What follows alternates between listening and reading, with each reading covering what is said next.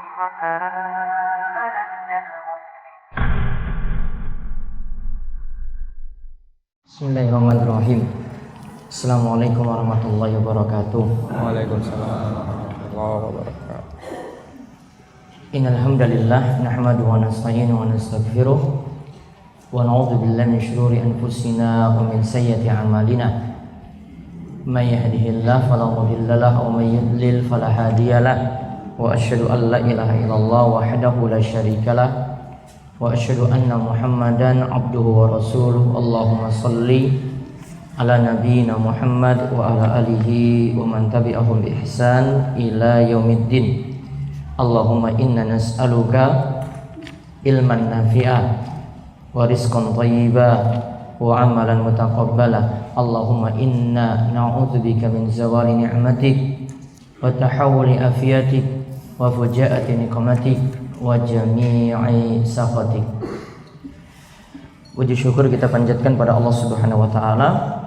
Selawat dan salam semoga tercurah kepada junjungan kita Nabi Agung Muhammad sallallahu alaihi wasallam. Kita bersyukur pagi hari ini kita bisa berada dalam majelis yang mudah-mudahan diberkahi oleh Allah Subhanahu wa taala, dan pembahasan kita nanti akan melanjutkan pembahasan hadis yang merupakan usul atau bahasan-bahasan pokok dalam ajaran agama kita yang telah disusun oleh Imam Yahya bin Syarif An-Nawawi Asy-Syafi'i di dalam kumpulan hadis Al-Arba'in An-Nawawiyah, kumpulan hadis Al-Arba'in An-Nawawiyah.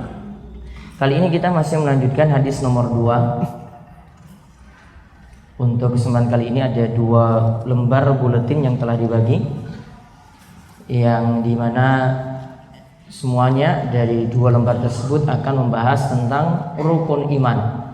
Secara global nanti kita akan lihat terlebih dahulu dari penjelasan tentang rukun iman secara umum, lalu nanti ada poin-poin penting yang Bapak Ibu mesti miliki ketika kita ini dikatakan mengimani dari rukun iman yang 6. Jadi ada rincian juga dalam masalah ini yang mesti nantinya kita itu imani. Nah, kali ini kita lihat di lembaran yang judulnya memahami rukun iman. Memahami rukun iman. Sudah ya? Baik, dibacakan terlebih dahulu. Monggo. Memahami rukun iman. Kali ini kita melanjutkan lagi pembahasan hadis Jibril, hadis kedua dari hadis Arba'in An-Nawawiyah karya Imam Nawawi rahimahullah. Sebelumnya yang dikali adalah perihal rukun yang Islam. Yang dikaji ya.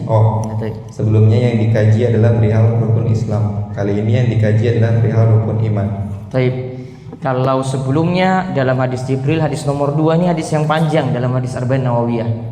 Diriwayatkan dari sahabat Umar, menceritakan tentang rukun Islam, rukun iman, lalu tentang ihsan, tentang tanda-tanda kiamat, dan juga nanti adab-adab diajarkan dalam hadis ini. Nah, Bapak Ibu, pada kesempatan sebelumnya rukun Islam telah kita bahas, namun nanti pembahasan detailnya itu nanti kita akan temukan pada hadis nomor 3. Pembahasan detailnya nanti pada hadis nomor 3 dari sahabat Abdullah bin Umar dari riwayat Bukhari dan Muslim. Kali ini secara umum rukun Islam telah kita lewati, kita lompat ke pembahasan rukun iman. Lihat terlebih dahulu hadisnya, lanjutan dari hadis. Lanjutan dari hadis Umar bin Al-Khattab radhiyallahu anhu. Selanjutnya ia berkata, "Hai Muhammad, beritahukan kepadaku tentang Islam." Rasulullah sallallahu alaihi wasallam menjawab, "Islam itu engkau bersaksi bahwa tidak ada sesembahan yang berhak disembah selain Allah, dan sesungguhnya Muhammad itu utusan Allah. Engkau mendirikan sholat, mengeluarkan zakat, berpuasa pada bulan Ramadan, dan mengerjakan ibadah haji ke Baitullah jika engkau mampu melakukannya." Baik. Jadi yang pertama ini jelaskan tentang Islam. Nabi SAW ditanya tentang Islam itu apa? Islam itu adalah antasyhadu an la ilaha illallah wa anna Muhammad Rasulullah wa tuqimas shalah wa tu'tiyaz zakah wa tasuma ramadhana wa tahujjal baita in istata'ta ilaihi sabila. Yaitu engkau bersaksi bahwasanya tidak ada sembahan yang berhak disembah selain Allah dan Muhammad adalah utusan Allah. Lalu engkau mendirikan sholat, lalu menunaikan zakat, lalu berpuasa di bulan Ramadan, lalu menunaikan haji bagi siapa yang mampu untuk melakukan perjalanan untuk berhaji. Nah, sekarang lihat kalimat selanjutnya. Orang itu berkata, engkau benar. Kami pun heran. Ia bertanya lalu membenarkannya. Orang itu berkata lagi, beritahukan kepadaku tentang iman. Rasulullah SAW menjawab, engkau beriman kepada Allah, kepada para malaikatnya, kitab-kitabnya, kepada para rasulnya, kepada hari kiamat, dan kepada takdir baik maupun yang buruk. Orang tadi berkata, engkau benar. Taib. Tadi kan sudah ditanya. Jadi orang ini tidak ada yang kenal sama sekali. Kita sudah bahas dalam hadis sebelumnya. Tidak ada yang kenal sama sekali. Kemudian dia tanya tentang Islam pada Rasul Shallallahu Alaihi Wasallam. Rasul jawab, Islam seperti ini, seperti ini, seperti ini. Lalu orang yang nanya ini katakan, jawab lagi, engkau benar. Kan heran, di sini yang tanya kok malah jawab engkau benar. Berarti seolah-olah itu ngetes Nabi. Nabi ini benar jawab atau enggak? Ya, seolah-olah seperti itu. Namun di sini sebenarnya nanti kita akan lihat dalam akhir hadis Bapak Ibu sekalian, yang dimaksud sini adalah nanti di sini adalah Jibril, yang datang di sini adalah Jibril yang berwujud seperti manusia. Dan memang bisa seperti itu, untuk malaikat bisa dia menyerupakan diri dengan manusia yang dia itu kehendaki, dan ini dengan izin dari Allah Subhanahu wa taala. Nah, di akhir hadis nanti baru nanti ditunjukkan memang Jibril datang tujuannya untuk memberikan pengajaran. Nabi SAW itu jawab juga untuk mengajari para sahabat yang dengar dalam majelis itu. Jadi nanti yang lainnya dengar, oh Islam seperti ini, oh iman seperti ini. Tujuannya seperti itu. Terus ditanya tentang iman.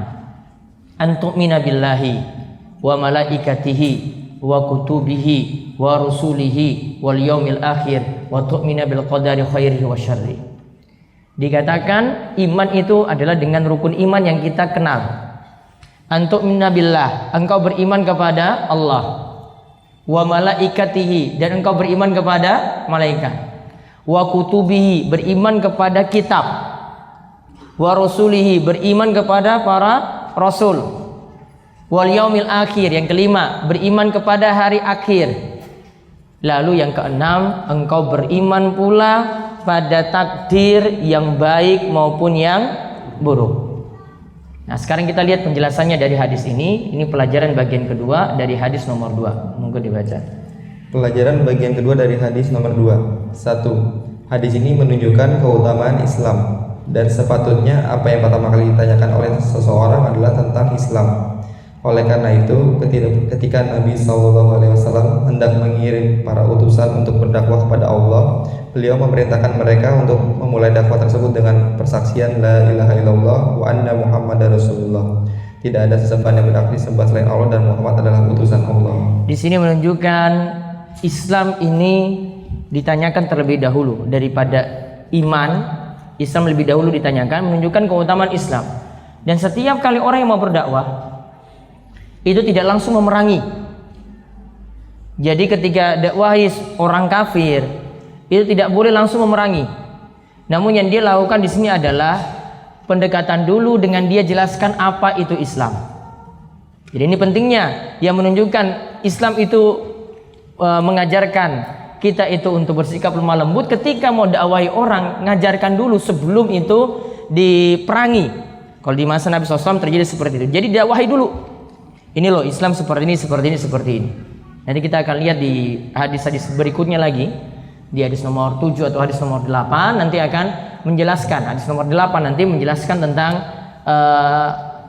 Islam itu nantinya akan memerangi orang-orang yang tidak mau bersyahadat, tidak mau mengerjakan sholat. Namun di situ nanti ada ketentuan-ketentuan yang nanti syariat kita itu akan menunjukkannya. Yang kedua, 2. Rukun Islam itu ada 5, sebagaimana disebutkan dalam hadis ini, dan dikuatkan pula dengan hadis Ibnu Umar radhiyallahu anhu pada hadis nomor ketiga dari kumpulan hadis Al-Arba'in An-Nawawiyah. Baik.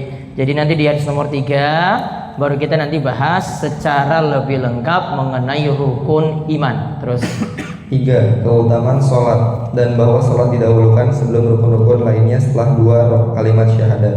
Di sini disebutkan keutamaan sholat karena sholat itu disebutkan setelah 2 kalimat syahadat.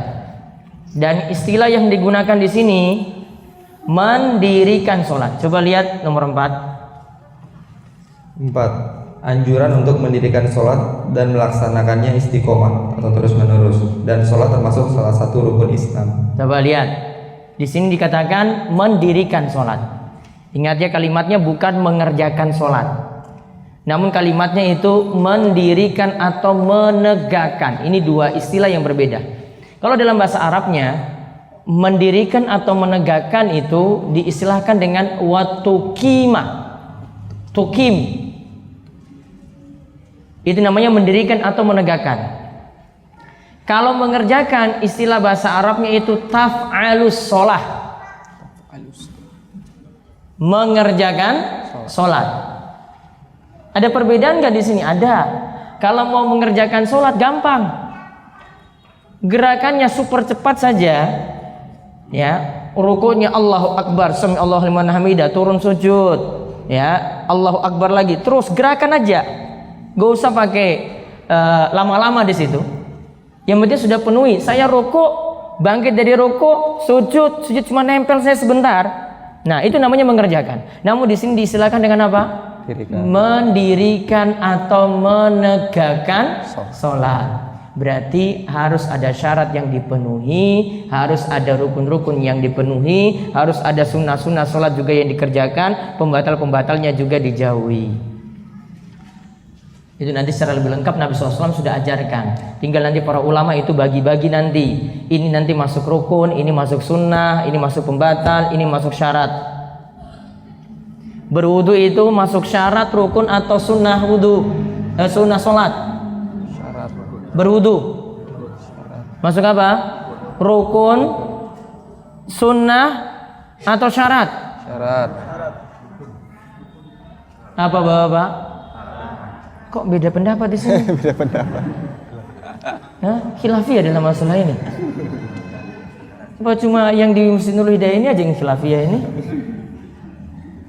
Apa masuk apa? Perbedaannya syarat dan rukunnya bapak ibu-ibu. Ini saya ngulang pelajaran SD lagi loh ini. Syarat dan rukun bedanya. Syarat itu di luar sesuatu, rukun itu di dalamnya. Saya ulang. Syarat itu di luar sesuatu, berarti belum lakukan sholat dulu. Kalau rukun, rukun itu di dalamnya. Berarti kesimpulannya apa tadi? Syarat. Masuk apa ini? Wudu.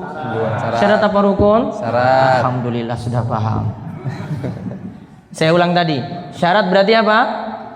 Di luar sesuatu. Contoh selain wudu, nutup aurat, menutup aurat. Syarat apa rukun? Syarat. Harus ada dulu sebelumnya kan? Iya kan? Namun dia pertahankan dalam sholat. Namun kan harus nutup dulu sebelumnya. Gak mungkin di tengah-tengah sholat baru yang ibu-ibu pakai mungkena pakai ruku tengah-tengah sholat, gak boleh. Ya, harus ada sebelumnya dulu. Menghadap kiblat juga kan? Harus ada sebelumnya dulu, baru dia takbir Allahu Akbar sudah menghadap kiblat. Waktu sholat sudah masuk, baru sholat itu dilaksanakan. Ah, ini berarti ada sebelumnya dulu. Dia perhatikan, oh ini zuhur jam 11.38. Berarti ada dulu. Ini sebelum sholat itu ada dulu. Dia perhatikan, oh ini sudah masuk waktu zuhur. Paham ini ya? Baik. Nah, kalau orang dikatakan menegakkan atau mendirikan sholat, itu tidak hanya sekedar mengerjakan yang sifatnya secara lahiriah saja, gerakan-gerakannya dilakukan, bukan hanya itu. Namun harus ada apa tadi? Syaratnya, rukun. Terus rukunnya, terus ada sunnah sholatnya, juga jauhi pembatal-pembatal sholat, menjauhi juga yang namanya makruh-makruh sholat. Ini pelajarannya detail nanti di pelajaran fikih sendiri. Tadi ada rukun, sudah saya sebut tadi contohnya. Syarat sudah. Terus ada rukun. Contoh rukun apa? Takbiratul ihram. Ada situ Al-Fatihah. Baca surat pendek? Enggak. Sunnah. Berarti kalau imamnya baca qul huwallahu ahad salah, namun Al-Fatihahnya benar, sah enggak atau tidak sholatnya imam? Sah. Karena dia cuma cacat dalam sunnah, bukan cacat dalam rukun. Itu penting itu ngaji syarat, rukun dan sunnah seperti itu. Nanti kalau dalam mazhab Syafi'i sunnah itu dibagi dua, ada sunnah ab'ad, ada sunnah hay'ah. Mazhab Syafi'i di tanah air kita itu kalau kenal sunnah dalam sholat itu ada dua, sunnah ab'ad dan sunnah hay'ah. Belum pernah dengar ini? Dulu kemana aja?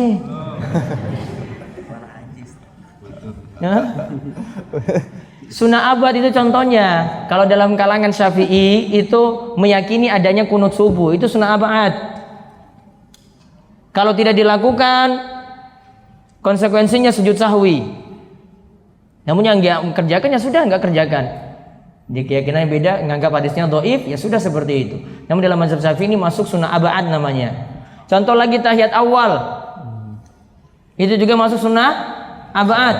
Apa maksudnya sunnah abad? Tadi kalau ditinggalkan boleh sholatnya dilanjutkan, tinggal tutup dengan sujud sahwi.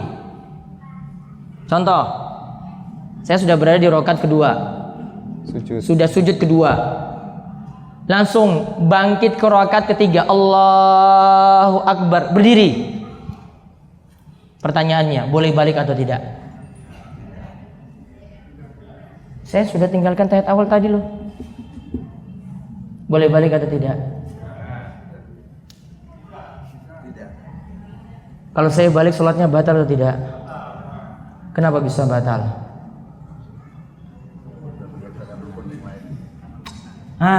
Betul. Ketika saya berdiri, maaf saya sambil contohkan. Saya sudah berdiri sini, ini namanya sudah masuk rukun. Namun ketika saya baru bangkit, Allahu Akbar, baru mau ngangkat, ada yang tegur. Subhanallah. Oh, belum jadi berdiri, duduk langsung. Berarti tidak. Namun kalau sudah terlanjur masuk rukun berikut, tidak boleh dikejar yang sunnah abad tadi. Rukun sudah masuk, tidak boleh rukun ini ditinggalkan cuma gara-gara kejar sunnah abad. Rukun kalau sudah masuk berikutnya tidak boleh ditinggalkan cuma karena mengejar sunnah abad. Maka tahiyat awal ditinggalkan, terus lanjut sampai rakaat terakhir, terus sujud sahwi. Berapa kali sujud? Dua kali sujud. Namun gini Bapak Ibu, biasanya tidak ada connect antara imam dan makmum. Paham? Cuek. Nggak connectnya gimana? Iya. Imamnya sudah paham, saya salah memang tinggalkan tahiyat awal. Dia kan terus kan? Makmum di belakang apa kalau dia nggak paham? Duduk. Dia teriak terus, Subhanallah. Makmumnya duduk ini, duduk tahiyat awal ini, Subhanallah, teriak lagi kan? Maka sikap imam tetap lanjut. Yang salah siapa? Makmum. Makmumnya nggak ngaji. Ini saya bilang tadi, nggak ada connect itu jadinya kayak gini loh. Imamnya sudah paham tadi, ya saya salah memang, saya mau turun, batal sholat saya. Makmumnya ngotot juga kan? Subhanallah. Dia nunggu terus imam nggak turun-turun ini. Dikira kejadian ini nggak pernah terjadi, ini pernah terjadi nih. Sering. Yang negur saya itu jamaah, dia ngotot terus, Subhanallah. Saya tahu saya salah Pak, tapi saya nggak bisa turun ini. Saya akhirnya lanjut ke rakaat ketiga, sampai saya duduk, sampai dapat duduk antara dua sujud, itu baru dia ngikut saya. Habis sholat saya beritahu Pak, tadi jenengan itu kurang 1 rakaat. Kenapa kurang 1 rakaat? Kok baru ikut saya di rakaat ketiga?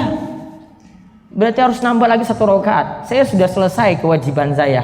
Saya sujud sahwi tadi. Jenengan yang salah. Paham ya? Itu disebabkan karena apa? Imam dan makmum nggak connect. Imamnya ngaji, makmumnya nggak ngaji. Atau sebaliknya, imamnya itu nggak ngaji, makmumnya ngaji. Makanya dua-duanya itu penting ngaji biar jadi connect nanti. Ya, connect ketika ada yang salah, ada yang tegur. Pentingnya di situ loh. Dan ini juga jadi pelajaran, kita tidak bisa selamanya menyalahkan imam dalam hal ini. Dikarenakan kurang ilmunya imam.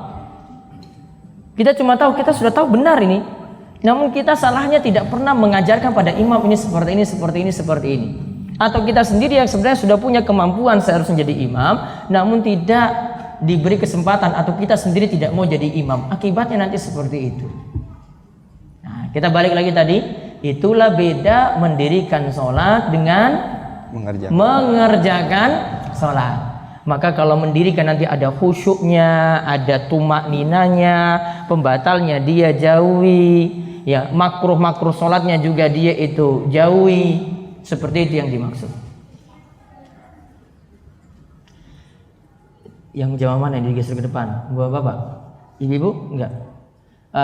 Bapak-bapak agak maju lagi ke depan biar nanti yang baru datang bisa ini merapat. Ya. Sudah. Sekarang yang kelima, menunaikan zakat.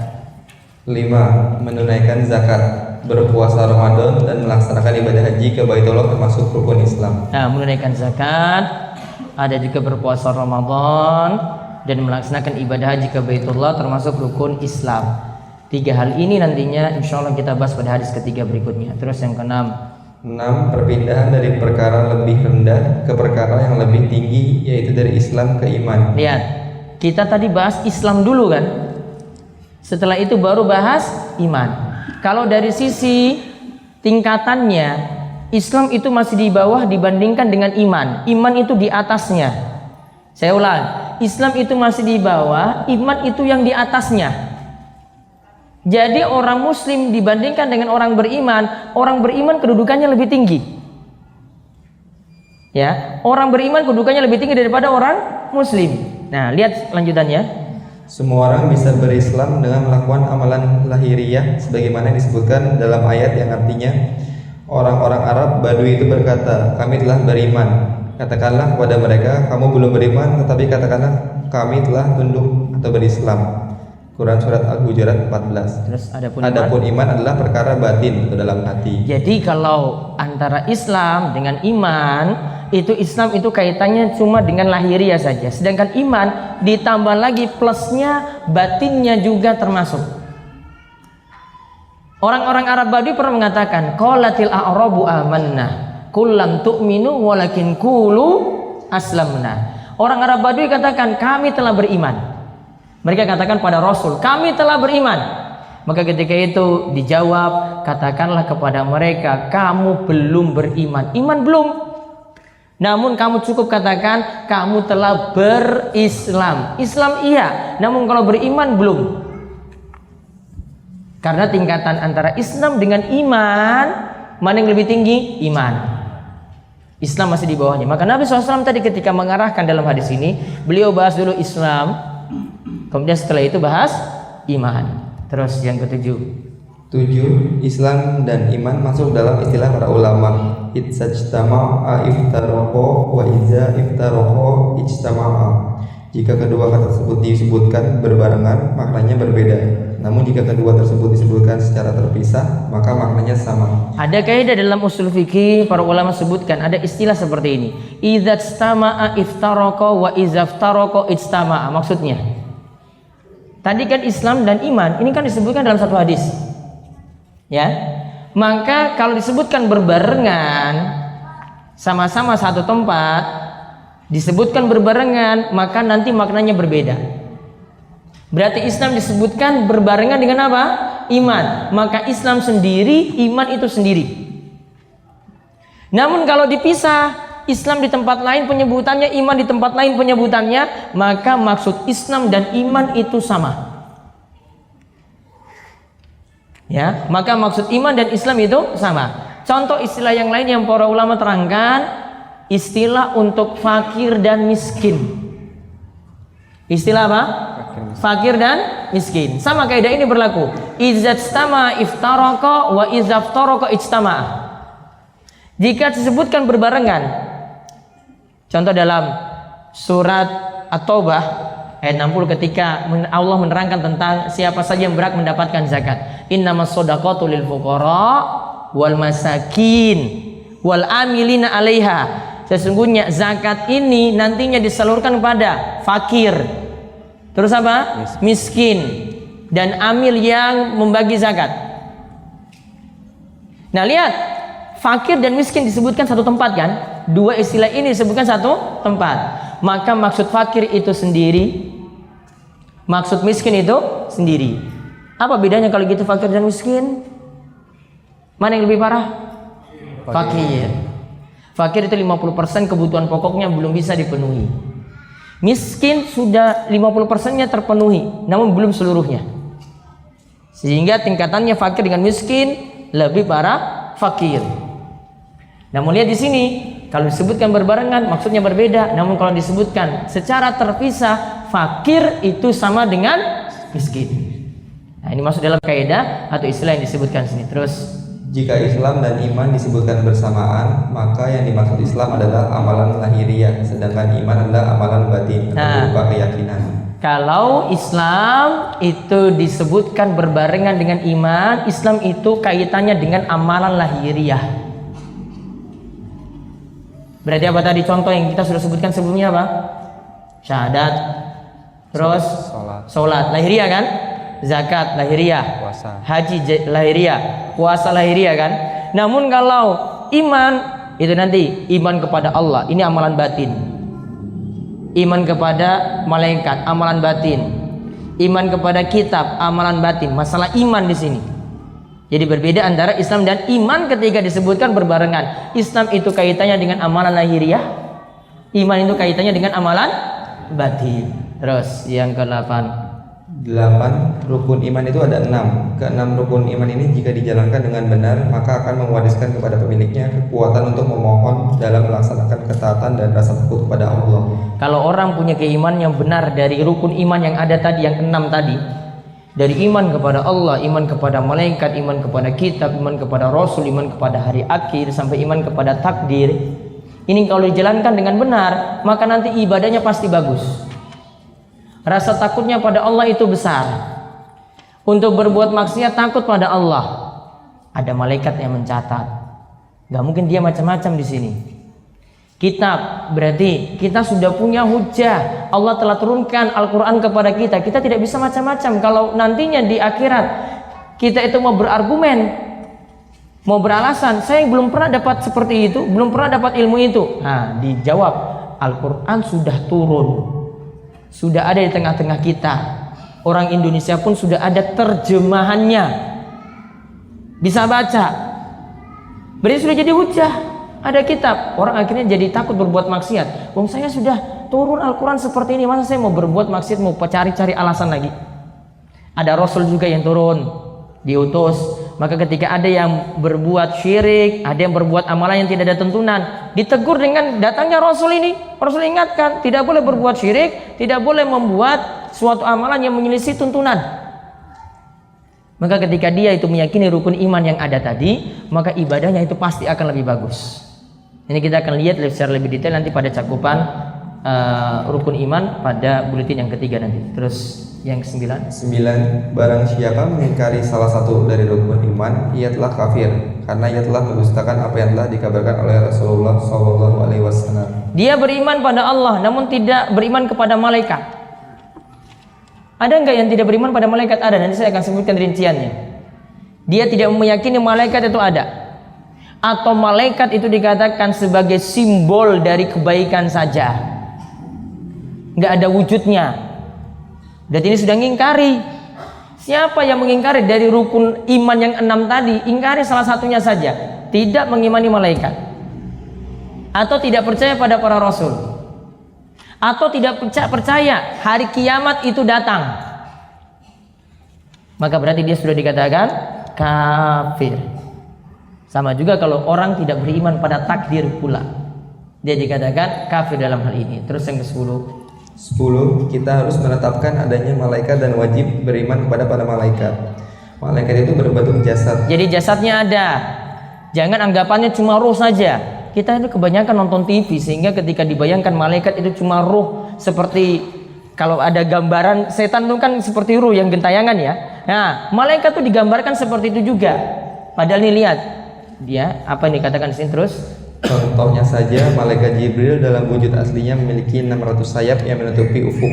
600 sayap, berarti ada wujudnya. Bukan hanya bayang-bayang saja, bukan ruh saja, bukan. Ada wujudnya, 600 sayap dimiliki. Namun memang malaikat tidak bisa kita lihat. kecuali kalau dia tampakkan diri dengan kehendak Allah. Namun asalnya tidak bisa dilihat. Terus Keliru jika mengatakan bahwa malaikat hanya berupa roh saja, tidak memiliki jasad.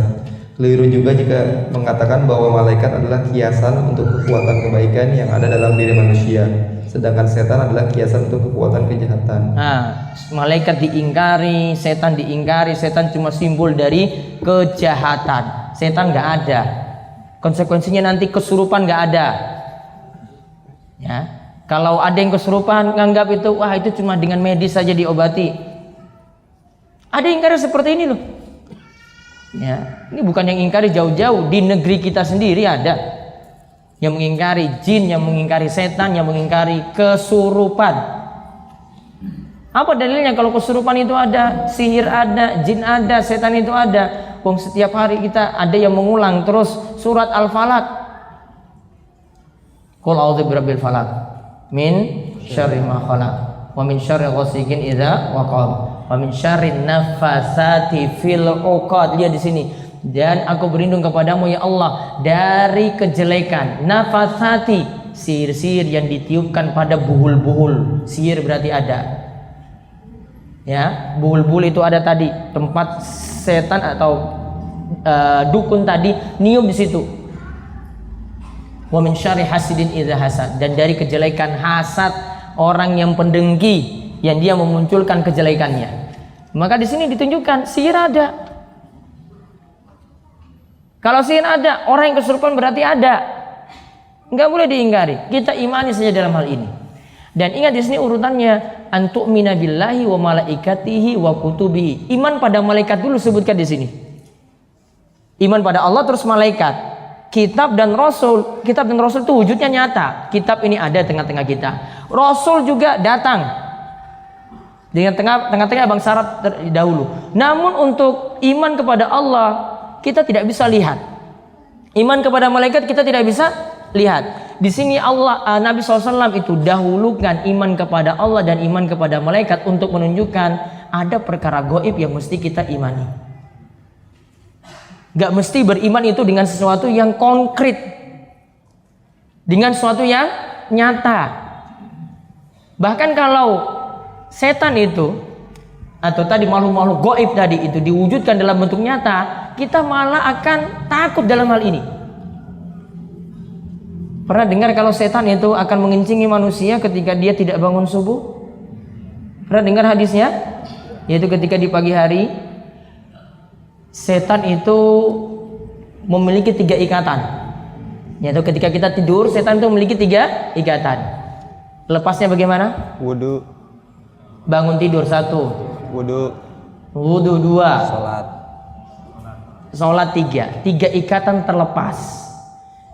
Nah, ketika 3 ikatan ini masih ada, setan itu akan terus menggoda manusia. Malam masih panjang, tidurlah. Ya, malam masih panjang, tidurlah. Pernah alami nggak ini? Akhirnya lanjut tidur terus nggak? 3 ikatannya masih ada berarti. Nah, ketika ada yang bangun pagi, tidak sholat malam atau tidak sholat subuh, Nabi SAW katakan, zalika bala syaiton fi uzunai. Itu karena setan telah mengincingi di telinganya. Coba kalau sesuatu yang gaib itu dinyatakan, coba gimana? Dibuat jadi tampak, itu gimana jadinya? Tenang nggak orang itu hidup?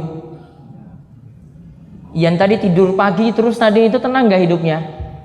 Nggak tenang. Maka ada perkara gaib yang cuma kita imani saja, tidak perlu ditunjukkan wujud nyatanya seperti apa. Malah kalau ditampakkan wujud nyatanya, kita yang jadi kena masalah. Terus 11. Kita harus beriman kepada seluruh rasul. Jika seseorang beriman kepada rasulnya saja dan mengingkari rasul selainnya, maka berarti ia belum beriman kepada rasulnya, maka dia termasuk orang kafir. Ya, la nufarriqu baina ahadim min rusuli.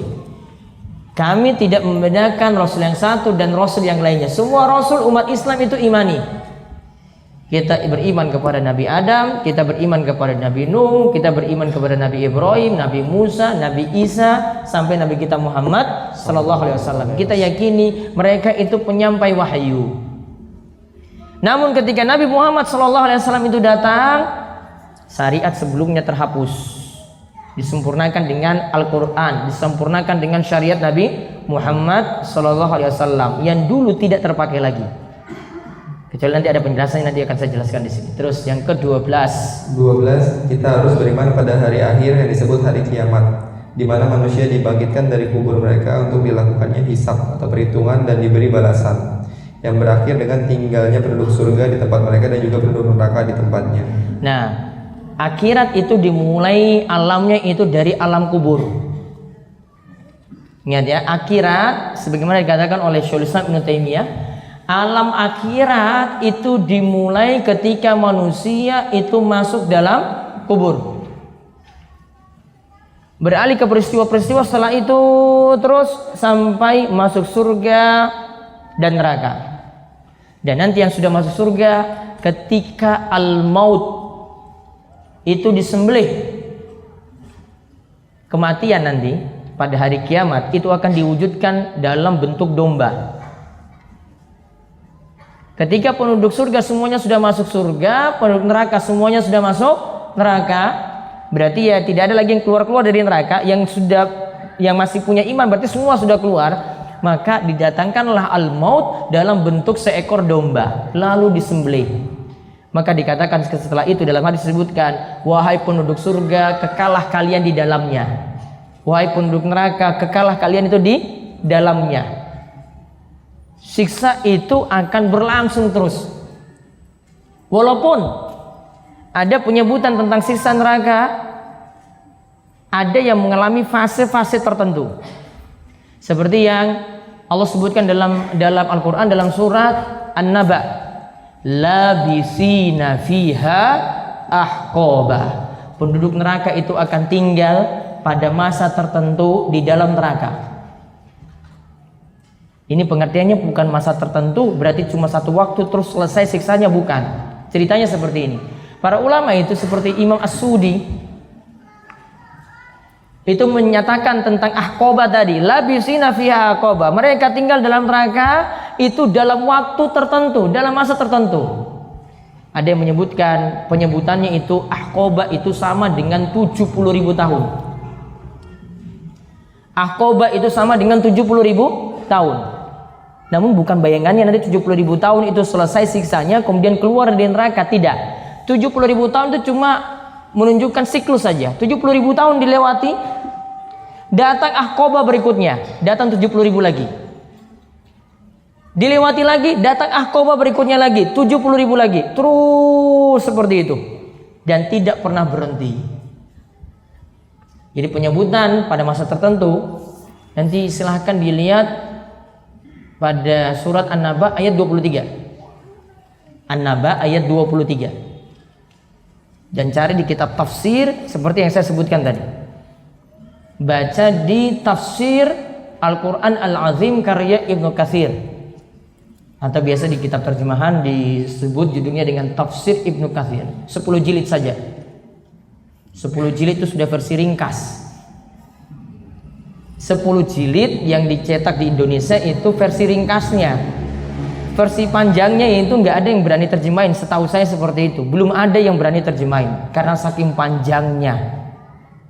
Kalau kitab Arabnya aslinya cuma 7 jilid, namun 7 jilid besar. Gini. Bukan seperti ini. Ini masih kecil nih. Ya, tinggi gini, 7 jilid. Diterjemahin harusnya 20 jilid, namun dikasih diskon. Cuma dapat 10 jilid. Itu versi ringkas. Makanya kalau membaca lengkapnya versi Arabnya.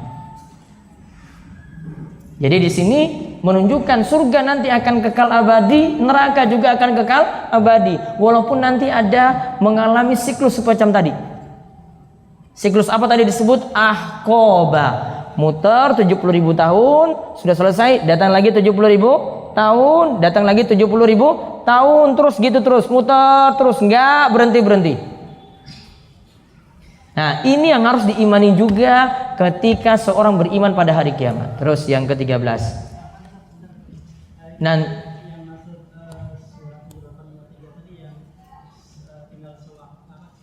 Sementara waktu. Bukan sementara waktu terjemahannya, pada masa waktu tertentu. Ya. An-Nisa, maaf, An-Naba ayat 23. Ya. Sip. Terus nomor 13. 13. Wajib kita beriman pada takdir yang baik dan yang buruk. Wajib beriman pada takdir yang baik dan yang buruk. Terus pemahamannya apa takdir yang buruk yang dimaksud? Lihat nomor 14. 14. Takdir itu tidak berisi sesuatu yang buruk. Yang buruk hanya pada yang telah ditakdirkan. Nah, lihat, bedakan ini. Allah berbuat dengan ini takdir yang dirasakan manusia. Ini berbeda ya. Allah berbuat itu semuanya baik.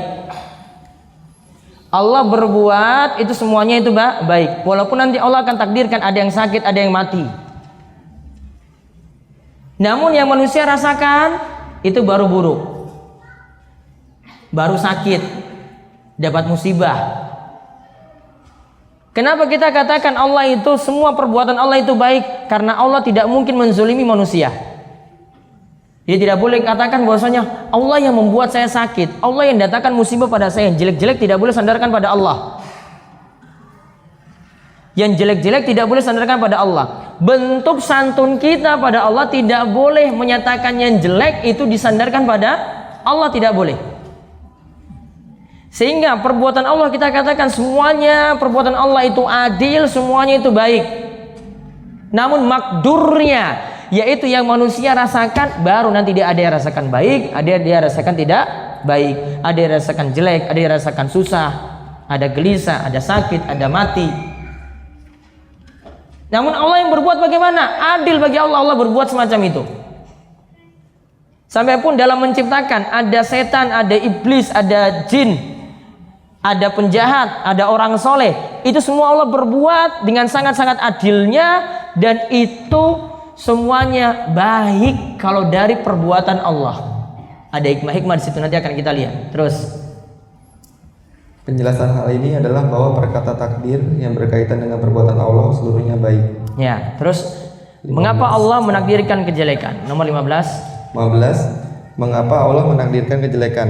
Karena ada hikmah di balik itu, seperti satu, agar kebaikan dapat dikenal. Nah, ada kejelekan di situ, berarti ada maksiat, ada dosa, ada yang bunuh orang. Untuk apa tujuannya? Biar dikenali lawannya. Berarti nanti ada orang soleh, ada orang yang bertauhid, ada orang yang di atas sunnah, ada orang yang bisa istiqomah. Diketahui lawannya. Yang kedua, 2. Supaya manusia menyandarkan diri pada Allah. ketika datang musibah, ketika datang sakit, pasrah pada Allah. Maka kejelekan itu Allah sengaja datangkan, Allah itu takdirkan, itu untuk menguji manusia supaya bersandar pada Allah. Hikmahnya ada. Yang ketiga, 3. Supaya manusia bertobat kepadanya setelah ia berbuat dosa. manusia berbuat dosa pilihannya sendiri. Pilihannya atau bukan? Ada yang berzina pilihannya atau Allah maksa? Pilihan. Ada yang bilang Allah maksa? Ada yang nyolong sendal pilihannya atau Allah maksa dia nyolong sendal? Pilihan. Pilihan dia atau Allah maksa? Pilihan. Pilihan dia dulu. Ada yang bunuh orang pilihan dia atau Allah maksa? Pilihan. Pilihan dia dulu. Namun pilihan manusia sesuai dengan takdir yang Allah tentukan, akan bersesuaian. Namun kita tidak tahu takdir Allah yang Allah tetapkan. Ingat, ilmu kita bandingkan, jangan bandingkan dengan ilmu Allah. Ilmu manusia terbatas dengan waktu. Manusia tidak tahu akan datang, nasibnya akan datang seperti apa. Namun Allah pahami itu. Sehingga tidak boleh Allah katakan saya malas-malas ibadah sajalah, saya sudah dijamin kalau saya masuk surga seperti ini. Karena dia tidak tahu nasibnya ke depan seperti apa, maka dia tetap harus beramal di sini. Ilmu manusia berbeda dengan ilmu Allah. Nah, di sini disebutkan kalau orang itu berbuat dosa, berarti dia sudah terjerumus pada kesalahan, diakui itu salah. Ini sudah jadi takdir berarti. Itu sudah terjadi berarti sudah jadi takdir, masuk catatan takdir. Kalau dia tahu ada yang jelek di sini, berarti dia segera bertobat. Bukan ketika dia berbuat dosa, saya berbuat dosa ini sudah jadi takdir Allah. Gak mungkin saya dihukum untuk hal ini. Gak mungkin beralasan seperti itu. Tetap dia tahu ini kesalahan dia, ini dia yang buat salah, itu pilihan dia, dan dia segera bertobat pada Allah. Yang keempat, 4. Banyak meminta perlindungan kepada Allah dari keburukan dengan berzikir dan berdoa. ketika keburukan itu ada, ini menunjukkan kita itu harus banyak-banyak rajin berzikir dan berdoa. Pagi hari Nabi SAW itu ajarkan bacaan Bismillahilladzi la yadurru ma'asmihi syai'un fil ardi wala fis sama wa huwas samiul alim. Baca berapa kali? 3 kali. Apa faedahnya? Faedahnya siapa membaca bacaan ini maka dia akan terlindungi dari keburukan sampai sore hari. Dia baca sore hari, petang hari, maka akan terlindungi dari keburukan sampai pagi hari. Berarti dengan zikir yang keburukan tadi itu bisa tercegah dengan kehendak Allah. Dengan doa kita minta perlindungan pada Allah supaya dijauhkan dari kejelekan di masa tua.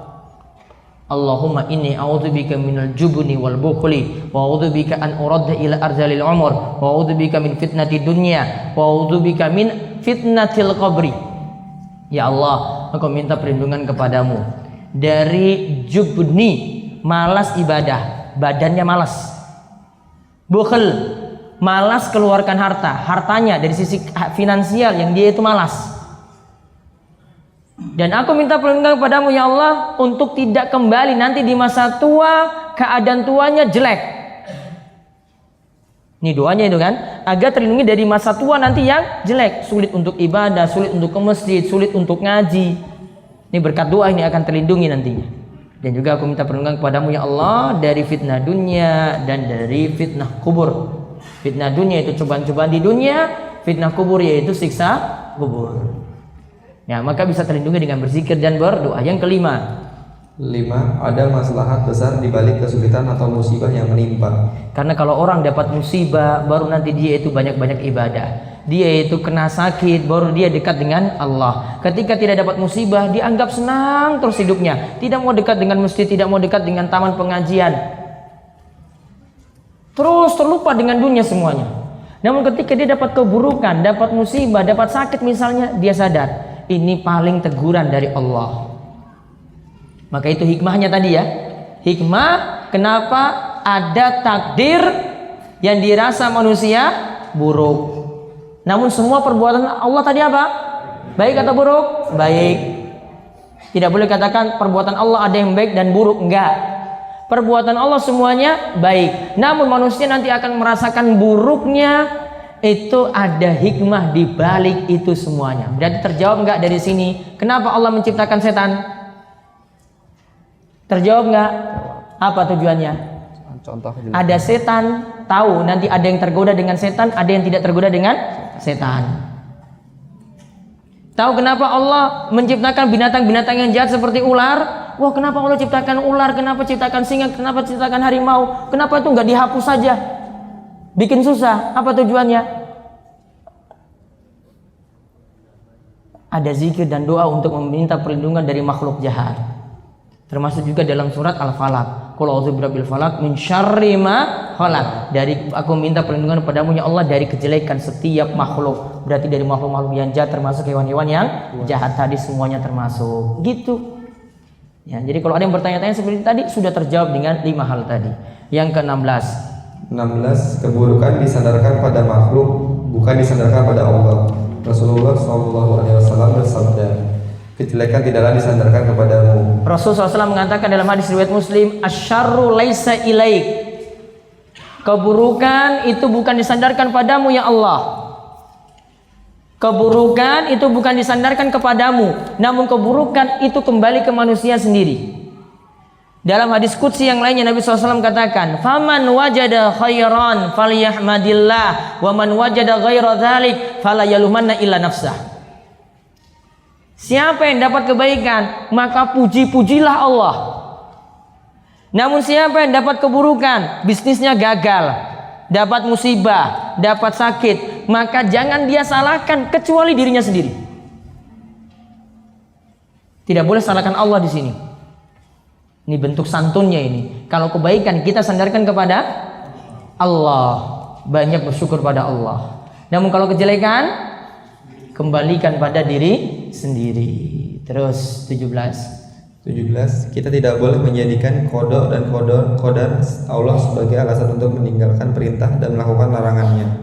Allah telah memiliki hujjah atas kita melalui kitab-kitab yang diturunkan dan rasul yang diutusnya.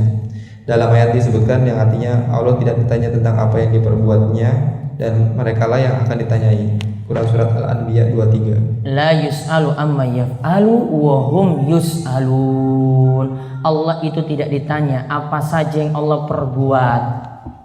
Kenapa Allah tetapkan ada yang kaya, ada yang miskin? Gak usah banyak tanya tentang itu. Namun manusia ketika diuji kaya, diuji miskin, dia yang nanti akan ditanya.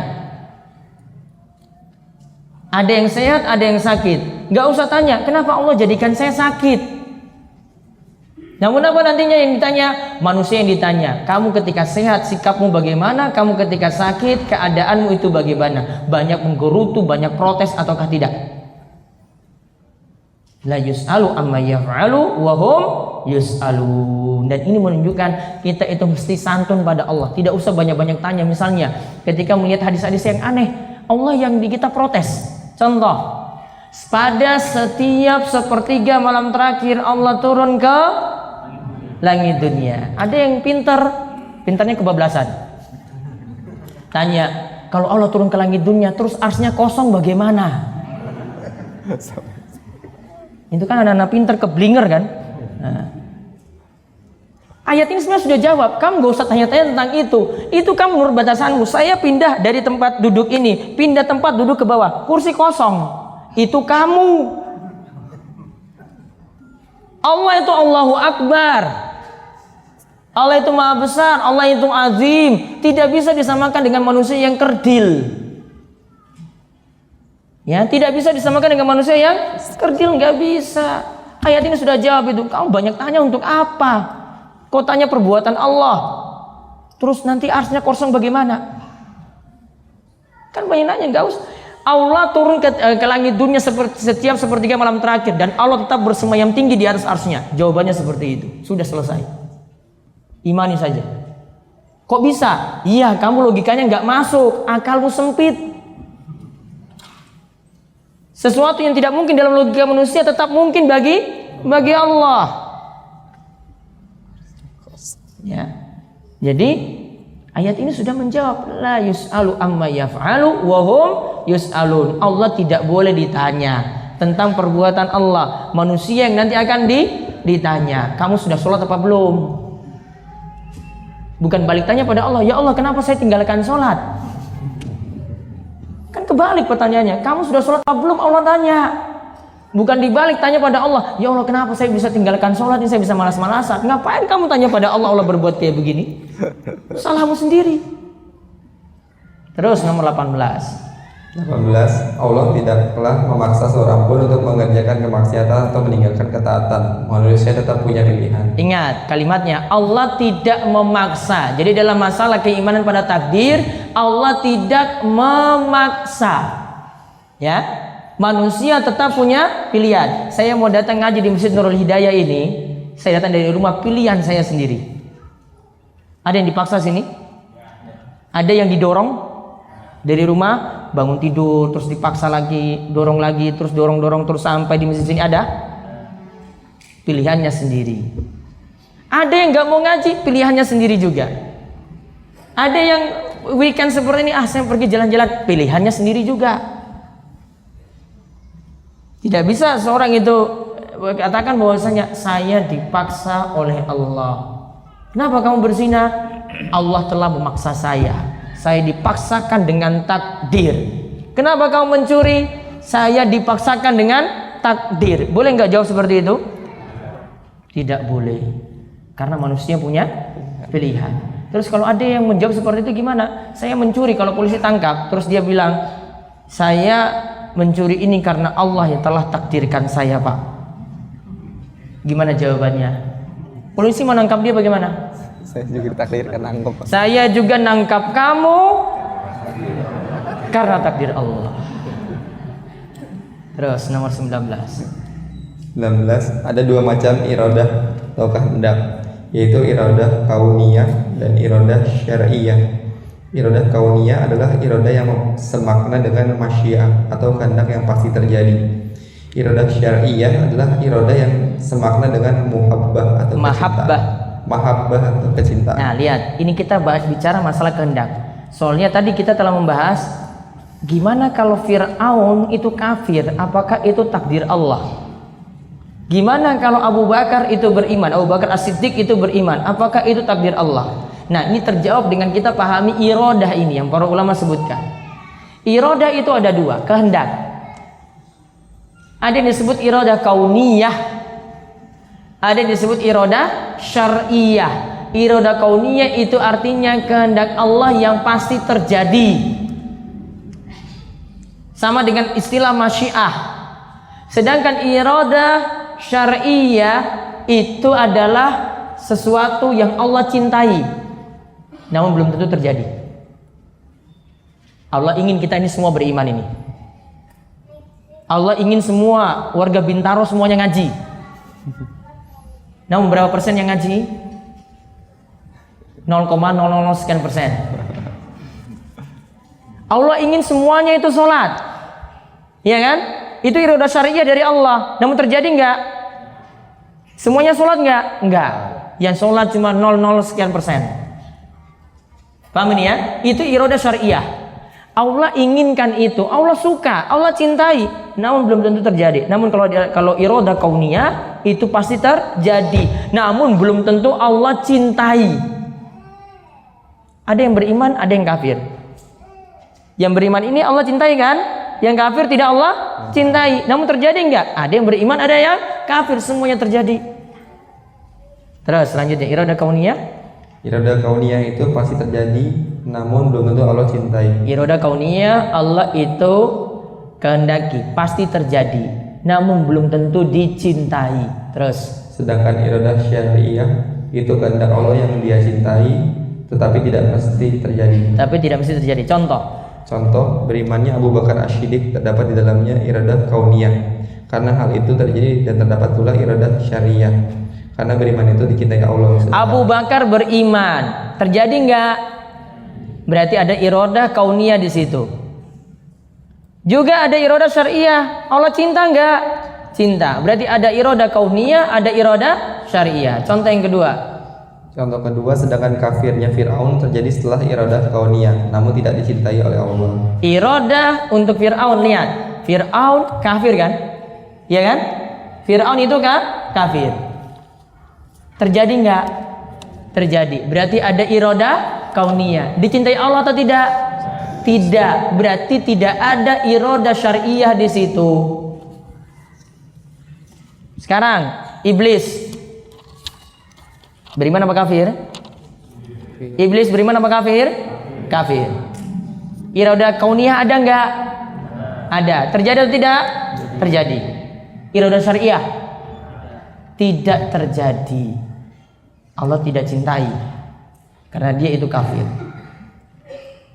Contoh yang lainnya, Abu Bakar As-Siddiq kafir. Iradah kauniyah ada enggak? Terjadi enggak? Enggak terjadi.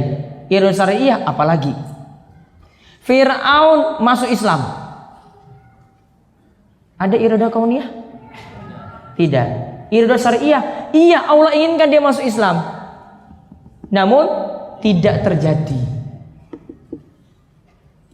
Paham ini ya? Jadi ada iradah kauniyah, itu pasti segala kejadian yang Allah kehendaki pasti terjadi. Namun ada yang beriman, ada yang kafir, ada yang soleh, ada yang ahli maksiat. Namun kalau iradah syariah itu Allah cintai, namun belum tentu terjadi. Paham ini? Dua hal ini imani baik-baik ya. Jangan sampai jadi orang sesat nantinya ini. Iradah ini kalau tidak dipahami, maka jadi orang liberal. Orang liberal bagaimana? Fir'aun itu bisa dikatakan beriman, karena nggak mungkin Allah ciptakan sesuatu itu buruk. Fir'aun itu harusnya beriman, dan mereka tetap nuntut Fir'aun tetap beriman. Kenapa? Karena tidak mungkin takdir Allah itu buruk. Karena dia tidak paham iradah sini, tidak paham tentang masalah takdir, tidak paham tentang masalah ketentuan-ketentuan tadi. Ya, biasa dipermainkan oleh orang liberal di situ. Wallahu a'lam. Sekarang lihat cakupan rukun iman.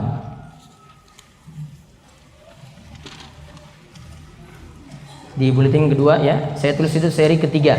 Seri ke-1 kemarin sudah tentang syahadat. Ini seri kedua, ini seri ketiga sekarang. Dibaca. Cakupan rukun iman. Kali ini melanjutkan rincian dari rukun iman secara singkat. Lanjutan dari hadis Umar bin Al-Khattab radhiyallahu anhu. Orang itu berkata, "Engkau benar." Kami pun heran. Ia bertanya, lalu membenarkannya. Orang itu berkata lagi, "Beritahukan kepadaku tentang iman." Rasulullah SAW menjawab, "Engkau beriman kepada Allah, kepada para malaikatnya, kitab-kitabnya, kepada rasulnya, kepada hari kiamat, dan kepada takdir yang baik maupun yang buruk." Baik. Sekarang kita lihat rukun iman tadi yang 6 tadi, kita lihat rinciannya. Apa cakupannya? Maksudnya, iman ini sebatas apa kalau kita beriman kepada Allah? Iman kepada malaikat itu sebatas apa? Apa yang mesti kita imani? Iman kepada para rasul, apa yang mesti kita imani juga? Iman kepada hari kiamat, apa yang mesti kita imani? Di sini kita lihat secara singkat saja. Penjelasan detailnya sebenarnya dalam kitab-kitab akidah. Ini saya cuma rangkumkan saja dari beberapa penjelasan seperti dari Syarah Arba'in Simawat dan Shalih Utsaimin dan dari kitab Lum'atul I'tiqad karya Imam Ibnu Qudamah Al-Maqdisi. Terus cakupan beriman kepada Allah. Beriman kepada Allah mencakup 4 hal. 1. Beriman kepada wujud Allah. Nah, orang beriman kepada Allah yang pertama, yakin Allah ada dulu. Kita yakin Allah itu punya wujud. Kalau sudah mengingkari yang pertama ini, kafir. Lanjut. Barang siapa mengingkari keberadaan Allah, maka dia bukan orang yang beriman. Namun tidak mungkin ada orang yang mengingkari wujud Allah Subhanahu wa taala sampai pun Firaun sebagaimana Nabi Musa pernah berkata padanya, yang artinya, "Sesungguhnya kamu telah mengetahui bahwa tidak ada yang menurunkan mujizat-mujizat itu kecuali Rabb yang memelihara langit dan bumi sebagai bukti-bukti yang nyata." Baik, di sini dalam ayat ini Al-Isra ayat 102, tidak ada yang menurunkan mukjizat-mukjizat itu illa Rabb, kecuali Rabb yang memelihara langit dan bumi sebagai bukti-bukti yang nyata, menunjukkan bahwasanya Fir'aun itu tidak mengingkari wujudnya Allah. Tetap dia yakini, namun dia tidak mau nampakkan di sini karena kesombongannya. Terus yang kedua yang mesti beriman kepada Allah, cakupan yang kedua. 2. Beriman kepada rububiyah Allah, yaitu meyakini bahwa Allah adalah satu-satunya Rabb sebagai pencipta, pemberi rezeki, pemilik dan pengatur alam semesta. Allah itu sebagai Khalik, pencipta, sebagai Ar-Razik, pemberi rizki, sebagai Al-Malik, pemilik alam semesta, sebagai Al-Mudabbir, pengatur jagat raya, pengatur alam semesta. Ini kita imani dari rububiyah. Rububiyah itu artinya mengimani semua perbuatan-perbuatan Allah. Hanya Allah saja yang bisa berbuat demikian. Tidak ada pencipta selain Allah, tidak ada pemberi rizki selain Allah. Itu yang diyakini dalam poin nomor 2 ini. Yang ketiga, 3. Beriman kepada uluhiyah Allah, yaitu meyakini bahwa Allah satu-satunya yang berhak diibadahi. Segala ibadah hanya boleh ditujukan kepada Allah.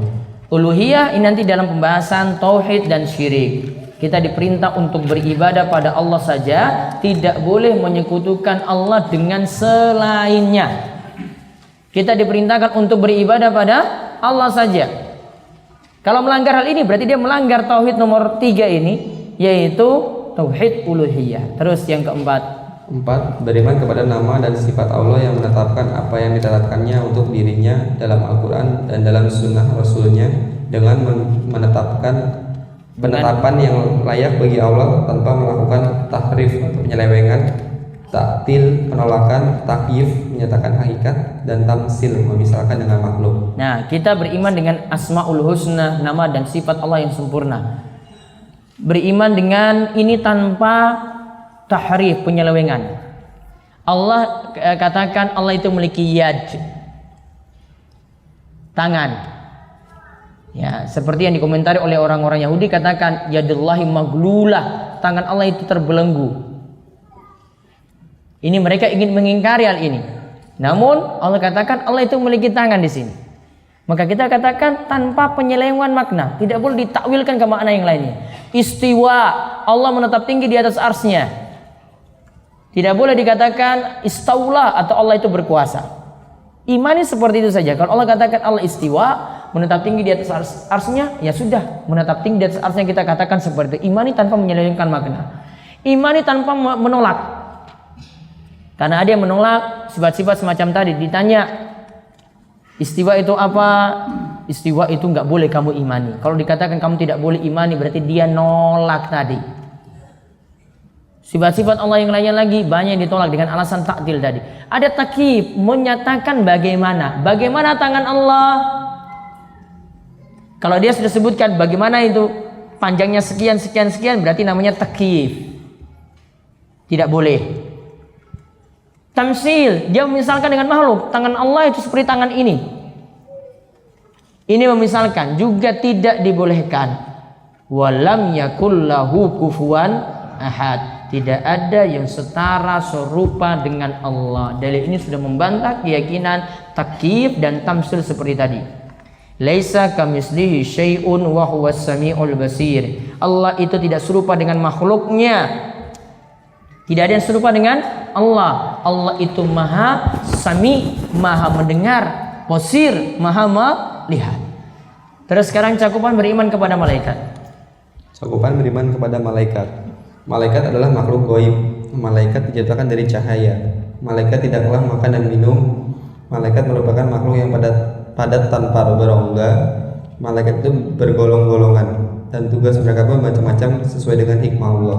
Malaikat makhluk gaib tadi sudah disinggung. Malaikat diciptakan dari cahaya. Malaikat tidaklah makan dan minum. La ya'sunallaha ma amarahum wa yaf'aluna ma yu'marun. Kerjaannya itu cuma patuh pada Allah, tidak membantah, tidak bermaksiat, terus melakukan apa yang Allah Subhanahu wa taala perintahkan. Nah, maka kesibukannya nggak mikir makan dan minum. Kemudian malaikat ini tidak bisa kita katakan ada rongga-rongga seperti kita miliki. Kalau manusia itu miliki ada rongga-rongga dalam tubuh. Malaikat tidak bisa kita sebut semacam itu. Kemudian malaikat ada yang punya tugas-tugas tertentu. Sekarang beriman kepada malaikat. Beriman kepada malaikat mencakup beberapa perkara. Satu, beriman pada nama-nama mereka yang kita ketahui dan yang tidak kita ketahui. Ada nama-nama malaikat yang kita ketahui, kita imani. Ada malaikat yang nama-namanya tidak diketahui. Namanya apa malaikat ini? Pokoknya kita imani karena ada tugasnya. Nanti kita lihat sini ada contoh-contohnya. Dua, ada malaikat yang memiliki nama dan tugas tertentu. Ada yang memiliki nama, punya tugas tertentu. Ada yang kita cuma tahu tugasnya saja tanpa tahu namanya.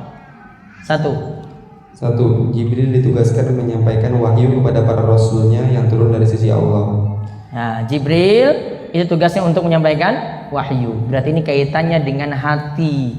Karena wahyu yang nantinya akan menghidupkan hati. Terus Mikail ditugaskan mengurus hujan dan tumbuhan bumi. Berarti mengurus hujan dan bumi, berarti tujuannya ini untuk luar. Kalau tadi hati, berarti ini untuk lahiriah kita. Mikail yang ngurus. Terus Israfil ditugaskan meniup sangkakala. Israfil ini ditugaskan untuk meniup sangkakala. Berarti nanti masalah kematian. Maka ada doa khusus ketika kita itu sholat tahajud. Doa iftitah atau istiftah. Allahumma rabba Jibril wa Mikail wa Israfil. Hafal ini? Anta fatiras samawati wal ard. Alimul ghaib wa syahadah. Allahumma hdini lima ikhtalafa fi minal haqqi bi iznik innaka tahdi man tasya'u ila siratim mustaqim. Di awal disebutkan Allahumma Rabb, ya Allah Rabbnya Jibril wa Mikail wa Israfil dan Israfil. Kenapa tiga ini disebut? Karena tiga ini yang membuat adanya hidup. Jibril membuat hati itu hidup dengan wahyu. Mikail yang membuat bumi itu hidup dengan diturunkannya hujan, adanya tanaman. Israfil nggak hidup lagi, mematikan. Ya, itu kenapa dalam doa iftitah itu ya dibaca dengan menyebut tiga malaikat. Allahumma rabba Jibril wa Mikail wa Israfil. Silahkan baca macam-macam doa tahajud di sini. Itu di buku Syekh Muhammad Nasruddin Albani, sifat sholat Nabi. Ada disebutkan ketika membahas doa-doa istiftah, macam-macam doa iftitah itu disebutkan situ. Kalau bisa hafal semua. Kalau bisa. Jangan cuma Allahumma bait-bait ini saja. Atau apa lagi? Wajjahtu wajhil ladzi. Apa lagi? Allahu akbar kabira walhamdulillahi katsira wa subhanallahi bukratan wa asila. Enggak cukup itu saja Bapak Ibu. Kalau bisa bervariasi. Seperti tadi saya sebutkan, itu salah satu dipakai sholat tahajud tuh itu. Coba lihat kalimat akhirnya ini, bagus sekali. Setelah di awal disebutkan tentang masalah kehidupan, hati dan bumi tadi, terus disebutkan Allahumma hdini limakhtulifa fihi minal haqqi biiznik. Ya Allah, tunjukkanlah aku pada kebenaran dengan izinmu, di mana manusia itu berselisih. Tunjukkanlah pada kebenaran. Apalagi ini sejuk dan nikmat sekali ketika dibaca saat sholat tahajud. Mohon sekaligus pada Allah Subhanahu wa taala, minta supaya ditunjukkan pada jalan yang lurus. Terus yang berikutnya Malik. Ridwan. Iya. Malik dulu. Malik yaitu malaikat penjaga neraka. Nah, ada dalam ayat Al-Quran yang disebutkan Malik ini penjaga neraka. Terus Ridwan yaitu malaikat penjaga surga. ada disebutkan riwayat Ridwan itu penjaga surga. Terus Munkar dan Nakir yang bertugas menanyai mayit dalam kubur. ada sebutkan hadis, disebutkan dalam hadis yang membicarakan tentang pertanyaan kubur. Yang bertanya itu adalah Munkar dan Nakir. Terus Malaikat maut yang bertugas mencabut nyawa. Penyebutan dengan Israel tidak memiliki dalil pendukung dari Al-Quran dan hadis yang sahih. nah, biasa kita sebut dengan Israel, ya kan? Itu malaikat apa? Maut. Malaikat yang mencabut nyawa. Yang tepat namanya hanya Malakul Maut, malaikat maut. Kalau Israel tidak ada pendukung dari dalil Al-Quran, tidak ada juga pendukung dari hadis-hadis Nabi Sallallahu Alaihi Wasallam. Cuma ada dari berita Israiliyat. Terus Malaikat yang bertugas mencatat setiap amal perbuatan manusia, sifatnya adalah raqib dan atid. sifatnya adalah raqib dan atid. Sifat di sini berarti bukan nama. Jadi namanya bukan raqib dan atid, namun sifat. Sifatnya raqib. Raqib artinya apa? Selalu mengawasi. Atid selalu hadir. Ma yalfizu min qaulin illa ladaihi raqibun atid. Surat Qaf. Tidaklah ucapan manusia melainkan ketika itu hadir malaikat. Sifatnya apa? Raqib dan atid. Bukan nama yang disebutkan di sini, namun disebutkan sifat. Iya, malaikat satu, dan saya nggak bisa katakan satu, Pak. Nanti belakangan, stop. Ya, nanti Pak. Saya nggak bisa dipoto. Terus Malaikat yang bertugas berkeliling di majelis ilmu dan majelis zikir. wa majtama'u qaumun fi baitin min buyutillah yatluna kitaballah wa yatadarasunahu bainahum illa nazalat alaihimus sakinah wa ghasyiyatuhumur rahmah wa hafatsumul malaika. Di sini sebutkan tentang orang yang belajar di majelis, datang terakhir rahmat, sakinah, ketenangan, dan dikelilingi oleh malaikat. Malaikat apa namanya di sini? Kita tidak tahu namanya. Pokoknya malaikat yang hadir di majelis ilmu dan majelis zikir. Terus Malaikat yang bertugas menemui orang beriman pada hari kiamat. malaikat yang bertugas menemui orang beriman pada hari kiamat. Yaitu nantinya, ini ada pembahasan dalam ayat atau hadis tertentu tentang hal ini. Ada malaikat khusus yang bertemu dengan orang beriman nanti pada hari kiamat. Terus yang berikutnya, Malaikat yang bertugas memberi penghormatan pada penduduk surga. memberi penghormatan, diperbaiki, itu diganti eng, pada penduduk surga. Terus Malaikat yang bertugas mengaminkan orang yang berdoa pada saudaranya di saat saudaranya tidak mengetahui. nah, ketika dia doakan kepada saudaranya di saat saudaranya tidak tahu, maka datang malakun muwakkalun, malaikat yang punya tugas. Dia cuma aminkan saja. Ini doakan pada temannya saat saudaranya tidak tahu. Ya Allah, sembuhkanlah teman saya yang sedang sakit. Maka dia berkata apa di sini? Malaikat datang tadi terus mengatakan apa? Amin. Malaikat aminkan tadi. Amin. Walaka bimislin. Amin. Engkau juga akan dapat yang semisalnya juga yang engkau doakan untuk saudaramu. Tadi doakan dia sembuh. Mudah-mudahan kalau kamu sakit juga cepat sembuh. Malaikatnya tidak disebutkan namanya. Cuma malaikat yang punya tugas mengaminkan doa orang yang mendoakan saudaranya di saat saudaranya tidak tahu. Terus Malaikat yang bertugas mendoakan di pagi hari bagi yang rajin bersedekah dan doa jelek bagi yang malas. yaitu doa yang rajin sedekah.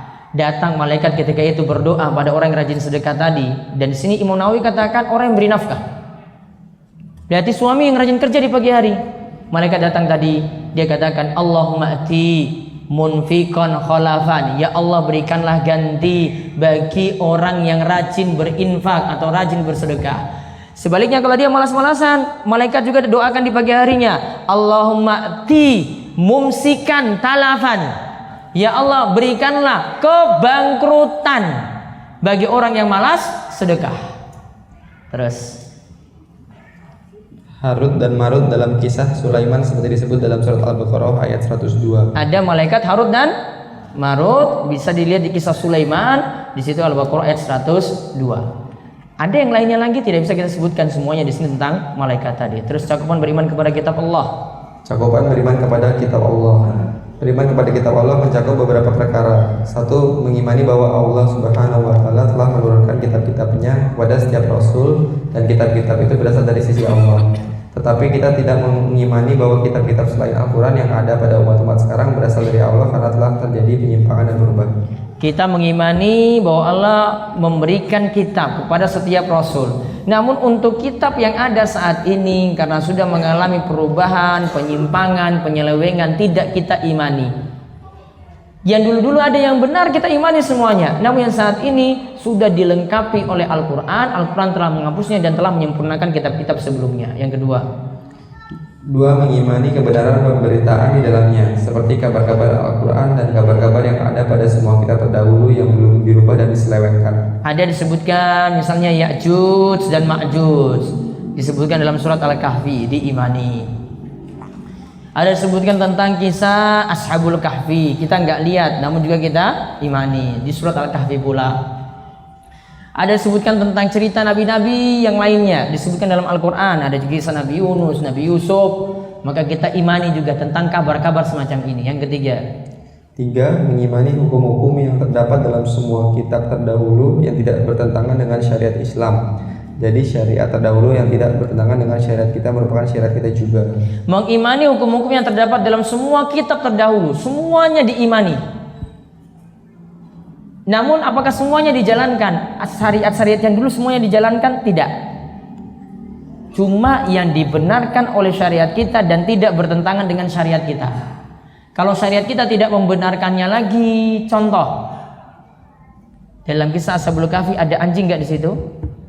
Ada anjing, anjingnya dibawa nggak? Iya. Apa itu jadi dalil untuk pendalilan boleh muslim memelihara anjing? Tidak.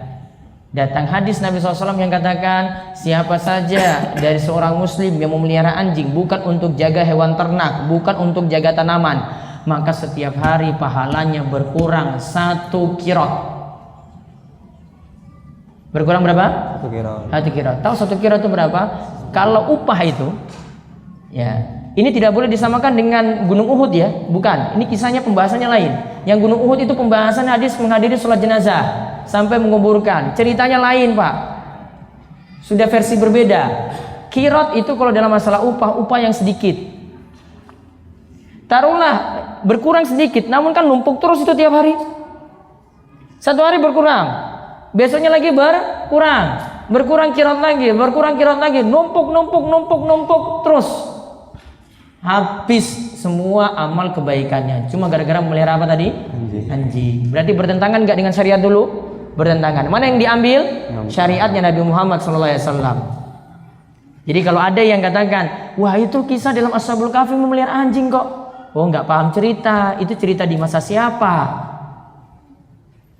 Di masa Ashabul Kahfi, bukan di masa Nabi Muhammad SAW. Kalau di masa Nabi Muhammad SAW, beliau larang memelihara anjing, walaupun untuk jaga rumah, walaupun cuma untuk dipakai jalan-jalan. Ya, saya kalau punya cerita tentang anjing nanti saya takut tersinggung nanti yang lainnya, gak usah lah. Kalau saya ini nilai ya, ini jangan anggap nggak usah ikut pendapat saya. Ya. Saya itu kalau biasa perhatikan itu yang jalan dengan anjingnya itu, saya perhatikan wajah tuannya sama wajah anjingnya itu. Jawab sendiri kan berarti. Yes. Nggak usah lanjut lah. Saya perhatikan seperti itu, nggak tahu bapak ibu-ibu lihatnya sama nggak dengan saya. Namun perasaan saya sama seperti itu. Terus yang berikutnya 4. Kita mengimani nama-nama seluruh kitab yang telah kita ketahui seperti Al-Quran, Taurat, Injil, Zabur, serta Suhuf atau lembaran Ibrahim dan Musa. Apa suhuf yang dimaksudkan apa? Di ayat apa? Surat Al-Alaq. Suhufi Ibrahim wa Musa. Itu suhuf lembaran. Itu bagian dari kitab-kitab juga, namun cuma lembaran saja. Terus yang kelima. 5. Al-Quran adalah penyempurna dan penghapus kitab-kitab sebelumnya yang pernah ada. Nah, Injil tadi kan sudah ada, Taurat juga. Boleh nggak kita baca? Boleh nggak kita amalkan? Tidak boleh lagi. Sudah dihapus dengan Al-Quran. Terus yang ke-6. 6. Al-Quran adalah kalamullah atau firman Allah, diturunkan oleh Allah lewat Ruhul Amin Jibril, kemudian ditanamkan dalam hati Sayyidul Mursalin atau Nabi Muhammad dengan bahasa Arab yang terang. Al-Quran diturunkan dari Allah dan bukan makhluk. Baik, ini dikatakan kalimat yang nomor 6 ini kalimat dari Imam Ibnu Qudamah. Dia katakan dalam kitabnya Lumatul I'tiqad, Al-Quran itu kalamullah, diturunkan oleh Allah lewat perantaraan Ruhul Amin. Ruhul itu maksudnya Jibril, Al-Amin terpercaya oleh malaikat terpercaya, yaitu apa? Jibril. Kemudian ditanamkan dalam hati Sayyidul Mursalin, yaitu diturunkan kepada Nabi Muhammad SAW. Dengan bahasa apa? Dengan bahasa apa? Arab. Yang ini bahasa Arab yang terang. Kenapa enggak dengan bahasa yang lain? Karena sastra Arab itu sastra yang paling tinggi dari bahasa-bahasa yang lain yang ada di muka bumi. Satu kata itu bisa maknanya berbeda, padahal kalau kita terjemahkan dalam bahasa ini tetap sama. Contoh, Khalil dan Habib.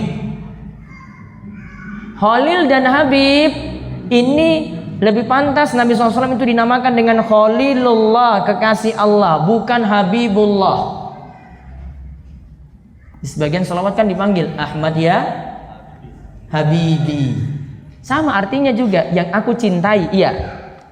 Namun Khalil itu kedudukannya lebih tinggi daripada Habib tadi.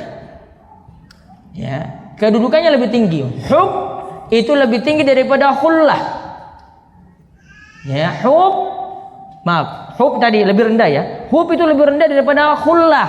Khalil itu lebih tinggi. Maka Nabi SAW lebih pantas kita sebut dengan Khalilullah, kekasih Allah, daripada Habibullah. Saya nggak singgung siapa-siapa loh di sini. Baik, lanjut.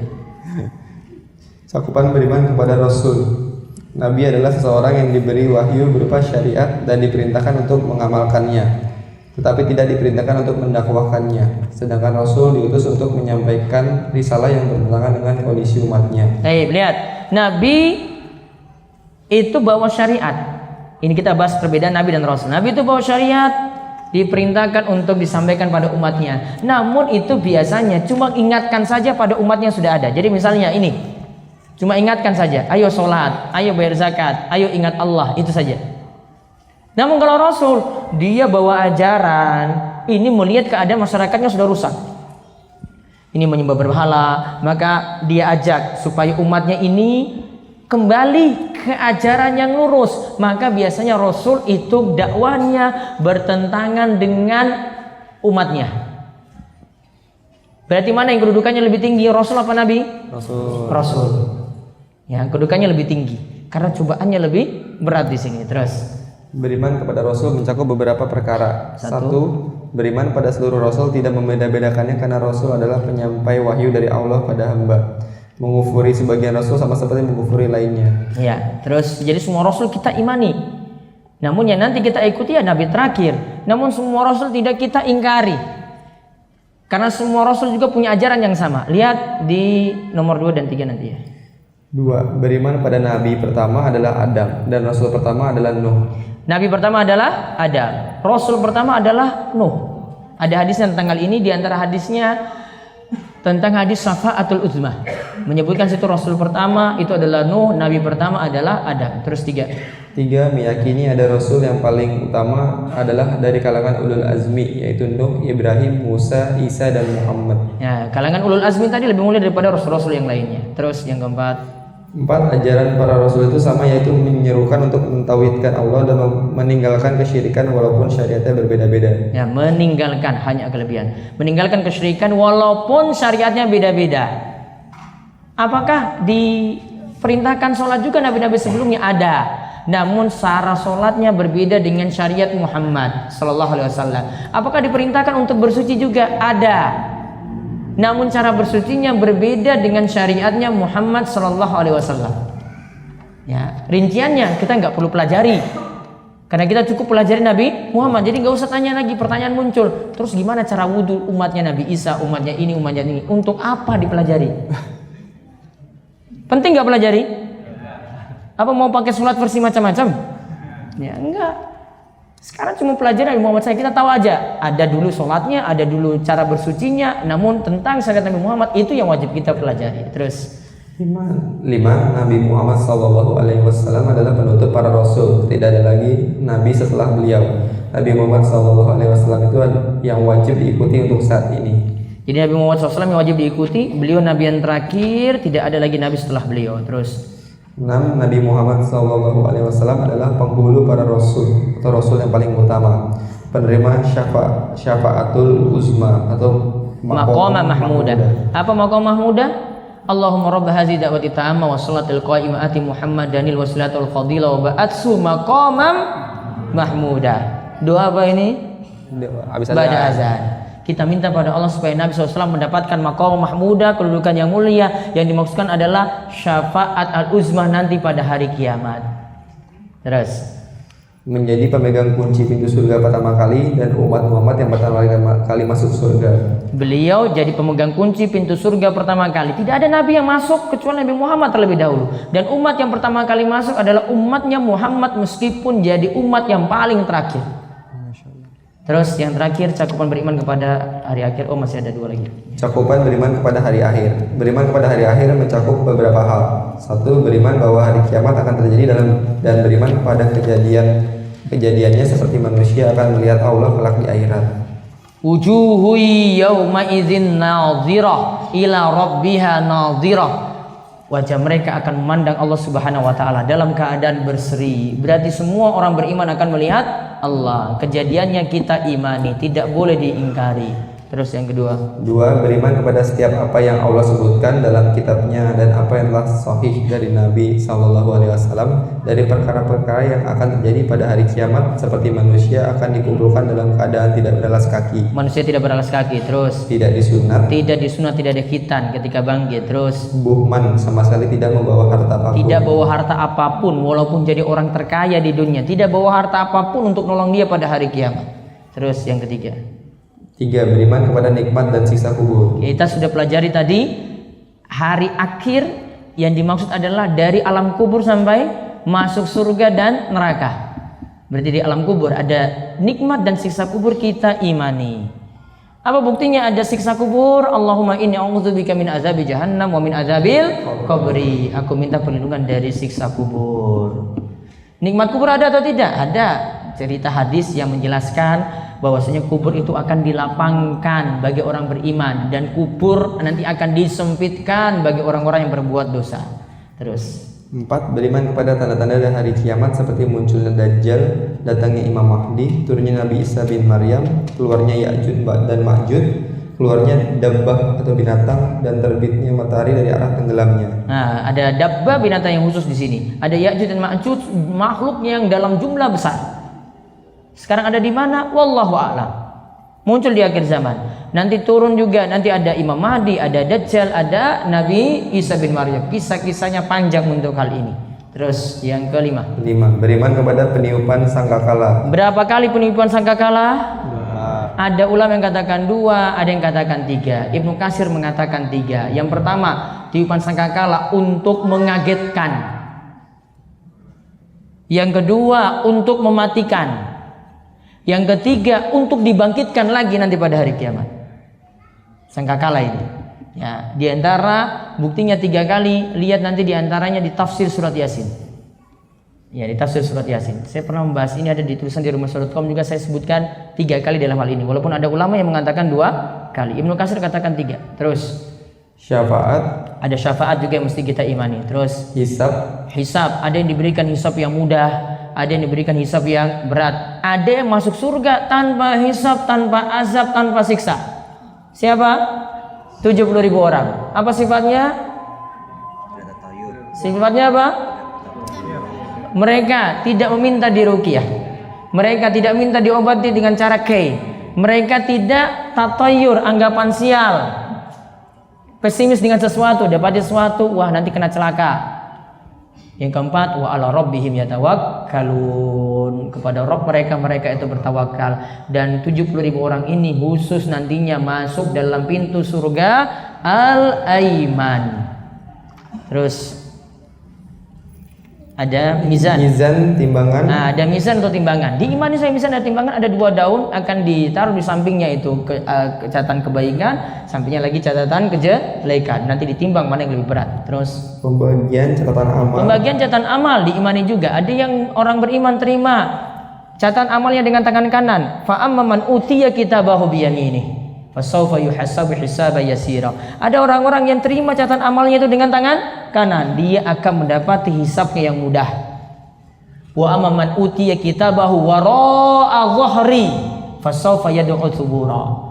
Dan ada orang juga yang mendapati catatan amalnya itu dalam ayat yang lainnya bishimali, dengan tangan kirinya dari belakang, dari punggungnya, tanda tidak diberi dari depan.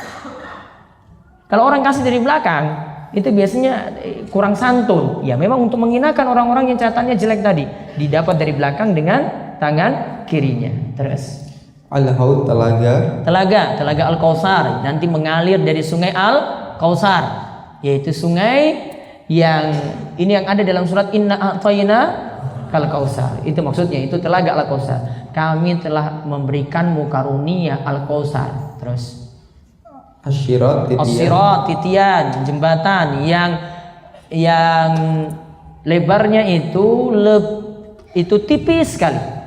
Lebih tipis daripada rambut, lebih tajam daripada pisau. Orang akan melewatinya sesuai dengan amalannya masing-masing. Ada yang secepat kilat, ada yang cuma sekejap mata saja, ada yang jalan terlihat, ada yang seperti larinya seperti pacuan kuda, ada yang cuma jalannya santai, ada yang jalannya ngesok juga ada. Ada yang jalan kemudian kena kalalip jatuh. Dan sirat ini letaknya, ini jalan menuju surga, di bawahnya itu neraka. Orang kafir butuh nggak lewat sirat? Butuh nggak lewat sirat? Nggak. Sudah ada jalan tol langsung masuk. Orang kafir. Tidak usah dibahas tentang sirat tadi. Sirat cuma untuk orang beriman saja. Menurut sebagian ulama seperti itu pendapatnya. Terus surga dan neraka juga penyelesaian al-maut. Al-maut tadi apa yang saya sebutkan? Domba. Nanti pada hari kiamat, al-maut, kematian itu diwujudkan dalam bentuk apa tadi? Domba. Terus disembelih. Ketika disembelih, maka yang masuk surga kekal dalam surga. Yang masuk neraka kekal dalam neraka. Terus yang terakhir, cakupan beriman kepada takdir. Beriman kepada takdir mencakup beriman pada 4 perkara. 1. Al-ilmu atau ilmu, yaitu mengimani bahwa Allah mengetahui segala yang terjadi di alam ini, baik secara global maupun secara terperinci, baik kaitannya dengan perbuatan Allah maupun perbuatan hamba. Perbuatan Allah, Allah itu tahu. Allah turunkan hujan, sudah Allah tahu hal ini. Perbuatan hamba, apa yang hamba perbuat setelah keluar dari majelis ini mau ngapain, Allah tahu perbuatan kita. Itu namanya al-ilmu. Ya, itu namanya al-ilmu. Kalau mengingkari tingkatan ini, al-ilmu ini diingkari, itu sama seperti kalangan Jahmiyah. Jadi kalangan Jahmiyah itu meyakininya Allah itu baru tahu setelah orang itu berbuat. Oh, makan bakso, Allah baru tahu di situ. Ya, kurang ajar sekali. Allah ilmunya belakangan berarti telat. Allah itu sudah tahu dari dulu. 50.000 tahun sebelum penciptaan langit dan bumi, kejadian-kejadian yang akan terjadi sampai nanti datang hari kiamat. Ya, kalau orang Jahmiyah tidak tadi, tunggu kita berbuat dulu, oh baru tahu itu, oh Allah baru tahu saat ini. Jadi dia tidak mengimani al-ilmu. Terus yang kedua, al-kitabah, pencatatan, yaitu segala sesuatu telah dicatat oleh Allah. Segala sesuatu telah dicatat oleh Allah. Padahal Allah mengilmui enggak tadi? Mengilmui enggak tadi? Diilmui, namun tetap masih nyatet. Kalau kita gimana? Hah? Nyatet atau tidak? Ya kadang-kadang nyatet saja. Padahal sudah berilmu apa belum? Belum juga. Namun catatannya nggak tahu di mana. Terus yang ketiga. 3. Al-masyiah atau kehendak, yaitu apa yang telah Allah kehendaki pasti terjadi, yang tidak Allah kehendaki tidak akan terjadi. Masya Allah kana wa malam yasha'lam yakun. Apa yang Allah kehendaki pasti terjadi, yang tidak Allah kehendaki tidak akan terjadi. Dan apa yang seandainya itu terjadi, Allah pun tahu kalau terjadinya bagaimana. Saya ini datang ngaji, akhirnya nggak datang ngaji. Seandainya kamu datang ngaji, Allah tahu. Oh mungkin nanti kamu ngantuk-ngantukan ketika di majelis. Allah tahu. Ya. Seandainya yang tidak terjadi itu terjadi, jadinya bagaimana? Allah pun tahu. Terus 4. Al-Khalq atau penciptaan, yaitu segala yang ada di alam ini adalah makhluk yang diciptakan oleh Allah Subhanahu wa taala. Ada yang hasil perbuatan Allah seperti turunnya hujan, tumbuhan tanaman, dan ada yang merupakan perbuatan hamba. Allah Subhanahu wa taala berfirman yang artinya, padahal Allah lah yang menciptakan kamu dan apa yang kamu perbuat itu. Allahu khalaqakum wa ma ta'malun. Allah yang menciptakan kamu dan juga menciptakan perbuatanmu. Namun pengertian mencipta di sini jangan anggap tadi seperti yang kita sebut Allah itu maksa. Takdir ini tidak kita pahami. Namun Allah sudah tahu dari kecenderungan orang. Orang mau jadi masuk surga, lihat kecenderungannya itu baik. Ya, ada yang sesat akhirnya masuk neraka. Allah tahu kecenderungannya itu jelek. Falamma zagu azagallahu qulubahum. Ketika dia itu mau sesat, dia mau dulu.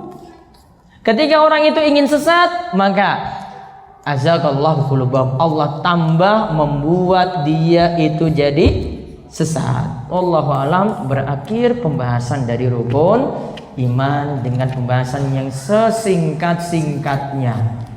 Pembahasan lengkapnya Bapak Ibu bisa pelajari rukun iman ini di pembahasan kitab-kitab akidah. Pembahasannya panjang lebar. Dari awal sampai akhir itu membahas tentang rukun iman ini sampai tuntas. Ada di kitab Lumatul I'tiqad, ada di Aqidah Wasithiyah. Ya, kalau masih ingin belajar itu baiknya dipandu oleh guru karena pembahasannya nanti ada pembahasan yang butuh untuk pemahaman detail, pemahaman yang lebih jelas sehingga harus dengan guru untuk mempelajarinya. Wallahu a'lam. Baik, silakan jika ada pertanyaan kami persilahkan. Oh ya, dibacakan aja. Enggak sesuai tema enggak apa-apa. Yang penting jangan galau-galau aja di sini. Assalamualaikum warahmatullahi wabarakatuh. Waalaikumsalam. Apakah harus mengucapkan amin setelah membaca surat Al-Fatihah untuk sholat sunnah, zuhur dan asar? Apakah tetap dianjurkan baca amin untuk sholat zuhur dan asar? Baca atau tidak? Baca. Namun hukumnya apa? Sunnah. Masuk kalau dalam mazhab Syafi'i baca amin itu masuk dalam sunnah hay'ah. Kalau ditinggalkan tidak disuruh balik dan tidak mesti sujud sahwi. Terus. Bagaimana sikap kita terhadap pelajaran anak-anak yang membatasi sifat Allah seperti wujud, qidam, baqo dan sebagian lainnya? Wujud, qidam, baqo, mukhalafatul lil hawaditsi dan seterusnya. Menurut keyakinan Ahlussunnah wal Jamaah dan disepakati oleh para ulama mazhab bahwa sifat Allah dan nama Allah itu tak terhingga, tidak dibatasi dengan jumlah tertentu. Nama Allah tidak dibatasi dengan jumlah 99. Lebih daripada itu, sifat-sifat Allah juga demikian adanya, tidak dibatasi dengan jumlah tertentu. Pembahasannya banyak diulas oleh para ulama dalam pembahasan kitab-kitab akidah. Terus. Pada cakupan beriman kepada malaikat ada kata majelis zikir. Apa yang dimaksud dengan majelis zikir yang ada pada saat ini? Taib, majelis zikir itu ada dua macam. Yang pertama, zikir dengan menyebut Asmaul Husna, sanjungan-sanjungan untuk Allah. Yang kedua, majelis zikir yang dimaksudkan adalah majelis ilmu, mengkaji halal haram, perintah larangan. Ini disebut juga majelis zikir. Namun antara yang pertama dengan yang kedua lebih mulia majelis ilmu yang di situ mengkaji halal dan haram daripada cuma sekedar berzikir. Dan ini bukan yang dimaksud buat majelis zikir di sini adalah buat kumpul-kumpul kemudian nanti ada yang hitung baca subhanallah sekian, ayo baca alhamdulillah sekian, ayo baca Allahu akbar sekian, bukan. Yang dimaksudkan adalah cuma baca zikir biasa. Orang-orang yang berkumpul masjid baca zikir, masing-masing baca zikir disebut berada dalam majelis zikir. Terus. Bagaimana bila orang yang tidak belajar ilmu sehingga tidak memahami baik takdir Allah, maka dia merasa Allah tidak baik? Apakah Allah akan memaafkan karena dia tidak tahu atau tidak berilmu? Diulang tadi? Bagaimana bila orang tidak belajar ilmu sehingga tidak memahami baik takdir Allah, maka dia merasa Allah tidak baik apakah Allah akan memaafkan karena dia tidak tahu atau tidak berilmu? Apakah Allah akan memaafkan ketika orang itu tidak tahu atau tidak mau belajar di sini? Allah tidak akan memaafkannya karena dia tidak mau cari sebab dulu. Ya, dia tidak mau cari sebab dulu, harus ada usaha dulu. Ketika dia ada usaha, baru nanti akan diberikan petunjuk. Dapat petunjuk lagi. Kemudian akhirnya dia dimudahkan untuk melakukan kebaikan. Sehingga kalau ditanya seperti ini cuma pasrah saja, saya nggak mau belajar, nggak mau nambah ilmu, nggak mau ngaji, keliru. Ya, dia kalau sesat, Allah nanti punya argumen di depan dia. Kenapa kamu sendiri tidak mau ngaji? Kenapa nggak mau cari sebab? Kenapa tidak mau belajar? Padahal sudah ada majelis ilmu tengah-tengah kamu, sudah ada Al-Quran untuk bisa dipelajari. Fasilitas juga mudah sekali untuk dipelajari saat ini. Terus, jika kesurupan itu memang berkaitan dengan hal gaib, bagaimana seharusnya menyikapi secara ilmiahnya dan tentu tidak ada hal gaibnya? Bagaimana seharusnya sikap iman kita? kalau masalah ruqyah kalau yang dimahami dan ini kaitannya dengan jin, maka kalau mau urusan-urusan kita kaitkan dengan medisnya mungkin nggak nyambung nantinya. Ya, kalau mau diobati dengan cara medis, diobati gini-gini enggak. Ya, diobatinya dengan bacaan Al-Quran dan sifatnya cuma kita imani saja karena nanti masuk dalam perkara gaib karena Al-Quran ini dilawan sesuatu yang gaib yang ada pada tubuh orang yang kesurupan tadi, sehingga ini butuh pengimanan saja, tidak perlu sampai bukti-bukti ilmiah dalam hal ini. Wallahu a'lam. Apa yang dimaksud dengan tidak boleh meminta diruqyah sedangkan ada jasa ruqyah syariah? Sebagian ulama mengatakan tidak boleh meminta diruqyah, yang dimaksud adalah tidak meminta diruqyah dan kita bergantung pada peruqyah. Maksudnya hatinya terlalu pasrah besar pada peruqyah tadi. Soalnya kalau ini diartikan juga tidak boleh meminta ruqyah sama sekali, maka konsekuensinya juga tidak boleh berobat sama sekali. Karena sama-sama di sini tujuannya untuk mengobati. Yang satu itu dengan medis, yang satu dengan menggunakan ayat-ayat Al-Quran. Ya, sehingga pengertian yang tepat dalam masalah ini, ya, sebagian ulama yang mensyarah kitab-kitab tauhid itu menjelaskan bahwasanya yang dimaksud tawakalnya tidak ada pada Allah. Namun kalau tawakalnya penuh pada Allah, karena lanjutan hadisnya di belakangnya disebut wa 'ala rabbihim yatawakkalun. Kepada Rabb mereka itu bertawakal. Berarti kalau tawakalnya penuh pada Allah, orang berobat tawakalnya penuh pada Allah, dia cuma cari sebab saja, maka boleh. Sama seperti orang itu meruqyah dan dia minta diruqyah dan tawakalnya penuh pada Allah, maka boleh. Karena kisah yang tadi 70.000 orang, kalau lihat dalam pembahasan kitab tauhid, hadis Ibnu Abbas sebelumnya itu ada kisah dialog antara Husain dan Sa'id bin Abdurrahman. Ada antara Husain dan Sa'id, dua-duanya sama-sama tabi'in. Yang satu itu meminta diruqyah, yang satu nggak mau. Cuma yang satu yang nggak mau ini cuma beri saran saja, baiknya kamu tidak diruqyah. Berarti masih minta diruqyah masih boleh. Namun kalau tidak minta diruqyah lebih afdol, atau disebut kita lakukan ruqyah mandiri lebih afdol. Karena kecenderungan untuk melepaskan tawakal pada Allah tidak ada kalau kita ruqyah mandiri. Karena cuma bergantung saja dengan penyembuhan dengan cara dia ruqyah baca ayat yang dia itu hafal atau dia itu paham. Wallahu a'lam. Terus, mohon tipsnya bagi ibu-ibu yang sudah repot dan suami sudah pensiun. Dalam satu minggu berapa kali harus menghadiri majelis taklim karena fakir ilmu, tetapi suami tidak mau diajak. Beliau lebih memilih melihat kajian di YouTube. Apakah saya berdosa? kalau melihat kajian di YouTube, tipenya nanti hasilnya yang diperoleh kajiannya amburadul, berantakan, karena tidak sistematik. Coba ikuti kajian ini dari awal ya. Kita hadis pertama bahas tentang apa? Tentang apa? Niat. Beralih ke masalah akidah pokok loh di sini. Hadis kedua ini akidah pokok yang dipelajari. Di hadis ketiga rukun Islam lagi, hadis pokok lagi yang dipelajari. Hadis yang keempat tentang masalah takdir yang dipelajari. Hadis yang kelima tentang masalah bid'ah yang dipelajari. Hadis yang keenam tentang masalah makanan halal dan haram yang dipelajari. Urutannya itu ada. Yang Nawawi nggak nyusun sembarangan ini.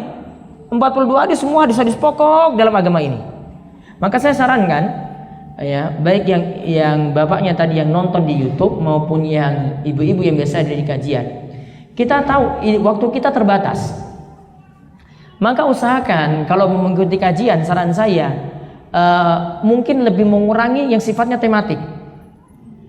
Ganti dengan yang sifatnya itu kitab dan pembahasannya itu runtut. Itu lebih menyingkat waktu Bapak Ibu-ibu. Kalau cuma tematik saja, cuma kalau istilah orang Jawa itu cuma gayeng saja. Tahu paham gayeng itu apa? Rame. Ini datang rame gini, sudah itu saja. Namun dia tidak punya ilmu yang kokoh. Makanya sejak dulu kalau kami di mahasiswa dahulu ya, dulu kami itu ketika di mahasiswa UGM itu mempelajarinya, itu kita ditanamkan pelajari dari dasar demi dasar demi dasar, baru ilmu-ilmu yang di atas pelan-pelan belajarnya. Apa yang dibuka pertama kali? Kita buka dengan pelajari bahasa Arab. Padahal mahasiswa teknik ini loh ya, namun pelajari bahasa Arab. Saya nggak pelajari speakingnya, nggak pelajari ngomongnya, saya nggak perlu itu. Saya butuhnya bisa baca kitab. Maka ini dipelajari ilmu nahwu dulu. Awal-awalnya bingung, nggak apa-apa bingung. Setelah itu selesai terbuka semuanya. Kemudian dipandu oleh guru, kita disuruh latihan baca kitab. Kamu baca kitab ini, ada kosakata dibantu, gurunya itu mandu sambil diartikan kitabnya. Baru ini terbuka, akidah ditanamkan. Kokoh dengan ilmu-ilmu akidah. Hadis dimasukkan lagi, hadis arba'in tadi disuruh hafal, kemudian disuruh pelajari satu persatu hadisnya sampai selesai. Kemudian ditanamkan lagi kitab tauhid pelan-pelan, semuanya selesai untuk dibahas. Jadi kalau mau tahu suksesnya orang itu ketika belajar, kamu sudah hatamkan berapa kitab? Kalau mau tahu orang mau sukses belajar ya, kamu sudah hatam berapa kitab? Bukan, kamu sudah hadiri berapa majelis? Namun apa tadi? Sudah selesai berapa kitab? Oh, saya sudah selesai kitab ini Ustaz. Oh iya, berarti saya akui kamu ilmunya sudah selesai di sini. Ya. Fikih kamu pelajari apa? Pelajarinya dari mana? Kitabnya apa? Ya, itu harus tahu. Makanya tadi saya kadang menyebut mazhab Syafi'i karena saya sering kajinya itu mazhab Syafi'i. Dulu matan Al-Ghaya wa Taqrib saya rampungkan sampai selesai. Dulu sekarang ini pelajari matan Safinatun Najah, lagi saya bahas tentang masalah ibadah saja, pelan-pelan itu dikaji. Ya, nah memang butuh waktu. Dari waktu inilah berjalan terus ilmunya jadi kokoh. Sehingga ibu kalau mau meringkas waktu, karena waktu kita terbatas, nggak ada yang katakan dia butuh waktu yang panjang kemudian mau cari semuanya, nggak perlu cari semuanya. Tinggal ngaji kita itu butuh terstruktur. Makanya ketika saya buat kajian di Jakarta ini, saya nggak mau kajian tematik terus, bosan. Bosannya kenapa? Saya cari materi sulit. Bingung, ini mau ngajar apa, semuanya saya mau ngulang, mau saya ngajarin, mendingan saya fokus. Kitab ini saya selesaikan, terus. Di Bidakara sudah bab berapa? 5 apa 6? 5 bab sudah dibahas. Itu bab yang panjang-panjang lagi saya bahas kitab tauhid. Itu pelan itu bahasnya. Maka ingin diselesaikan seperti itu. Kalau sudah selesai diulang lagi. Maka kalau mau belajar, cari ustadz-ustadz yang belajarnya sistematik. Bukan sekedar ya belajarnya tematik terus, namun sistematik tadi, terstruktur. Ya, dan ini ingat, ini kitab dasar. Kalau ini pahami dengan baik, imannya itu dibangun dari mempelajari kitab hadis Arba'in Nawawiyah, insya Allah kokoh dan imannya nanti akan terasa lebih kuat di sini. Terus, apakah jika kita sudah berusaha untuk keluar dari perusahaan riba tapi belum bisa karena masih terganjal cicilan dan belum mendapat pekerjaan meski sudah berusaha, apakah ini sudah ditakdirkan Allah? Sudah masuk takdir apa belum? Sudah masuk takdir apa belum tadi? Sudah. Perbuatan Allah baik nggak di sini? Baik. Dia dikeluarkan tadi, keluar dari tempat riba. Terus, siapa yang rasakan jelek di sini takdirnya? Manusia yang rasakan jelek.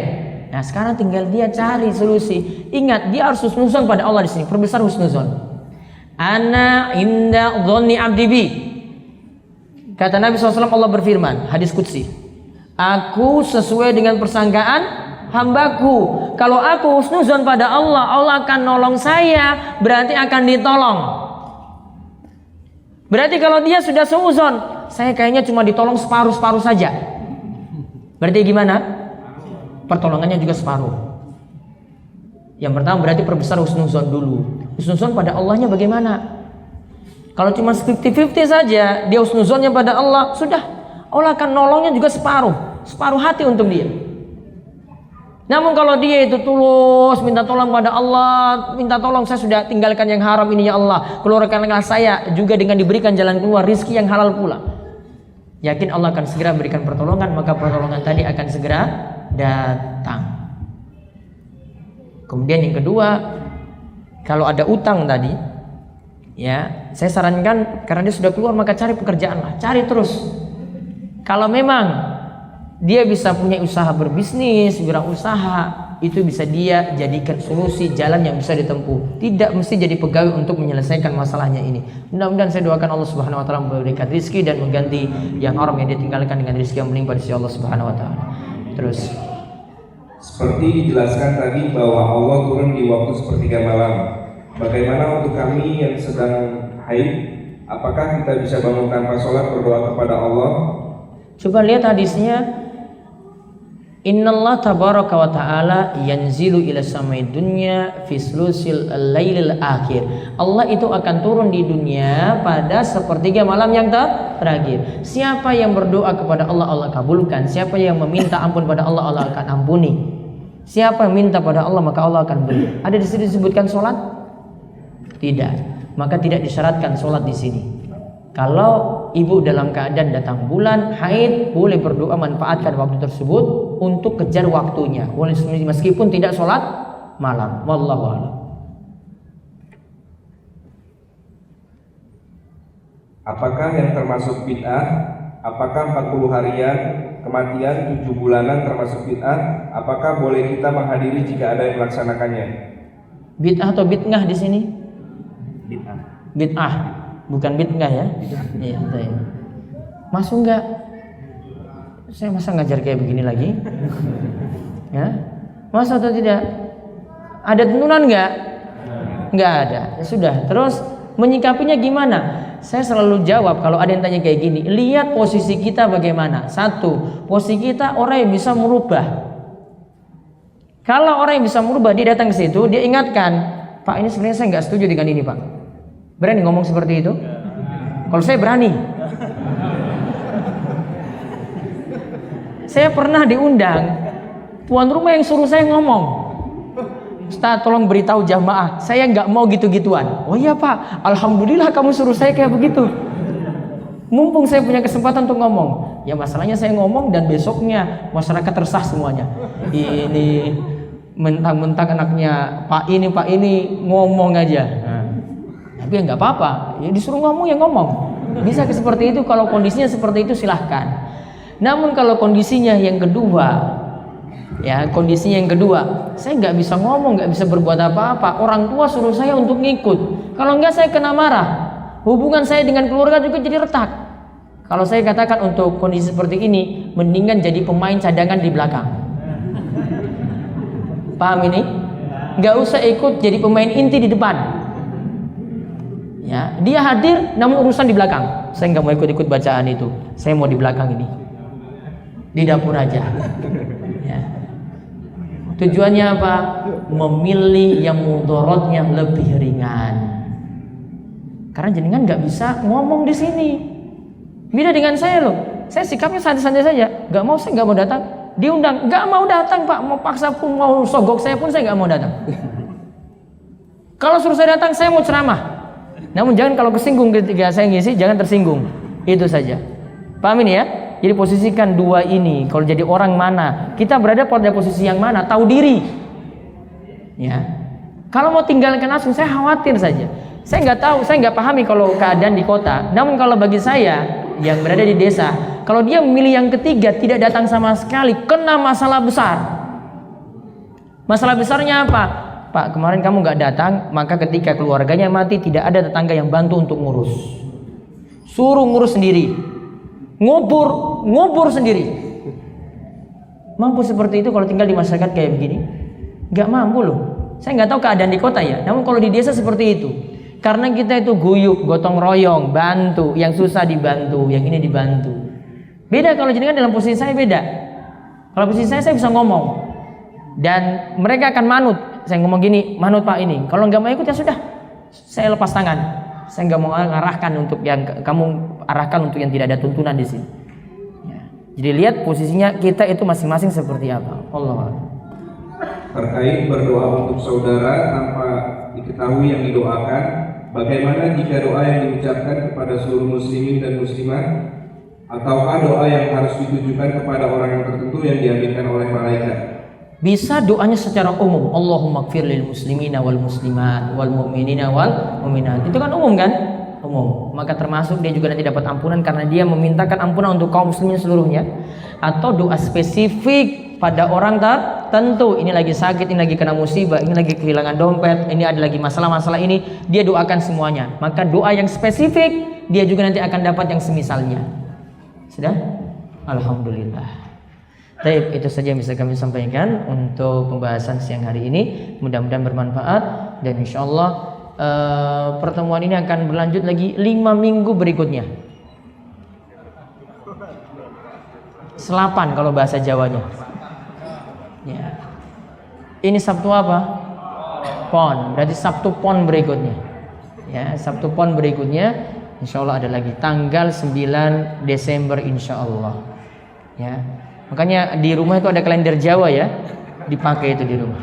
Jadi demikian, mudah-mudahan semuanya mendapatkan berkah, mendapatkan kebaikan dan Allah memberikan kita taufik dan hidayah untuk terus bisa menambah ilmu, memperbaiki diri kita dan senantiasa diberikan keistiqomahan. Kita tutup dengan doa kafaratul majelis. Subhanakallahumma bihamdika asyhadu an la ilaha illa anta astaghfiruka wa atubu ilaik. Assalamualaikum warahmatullahi wabarakatuh.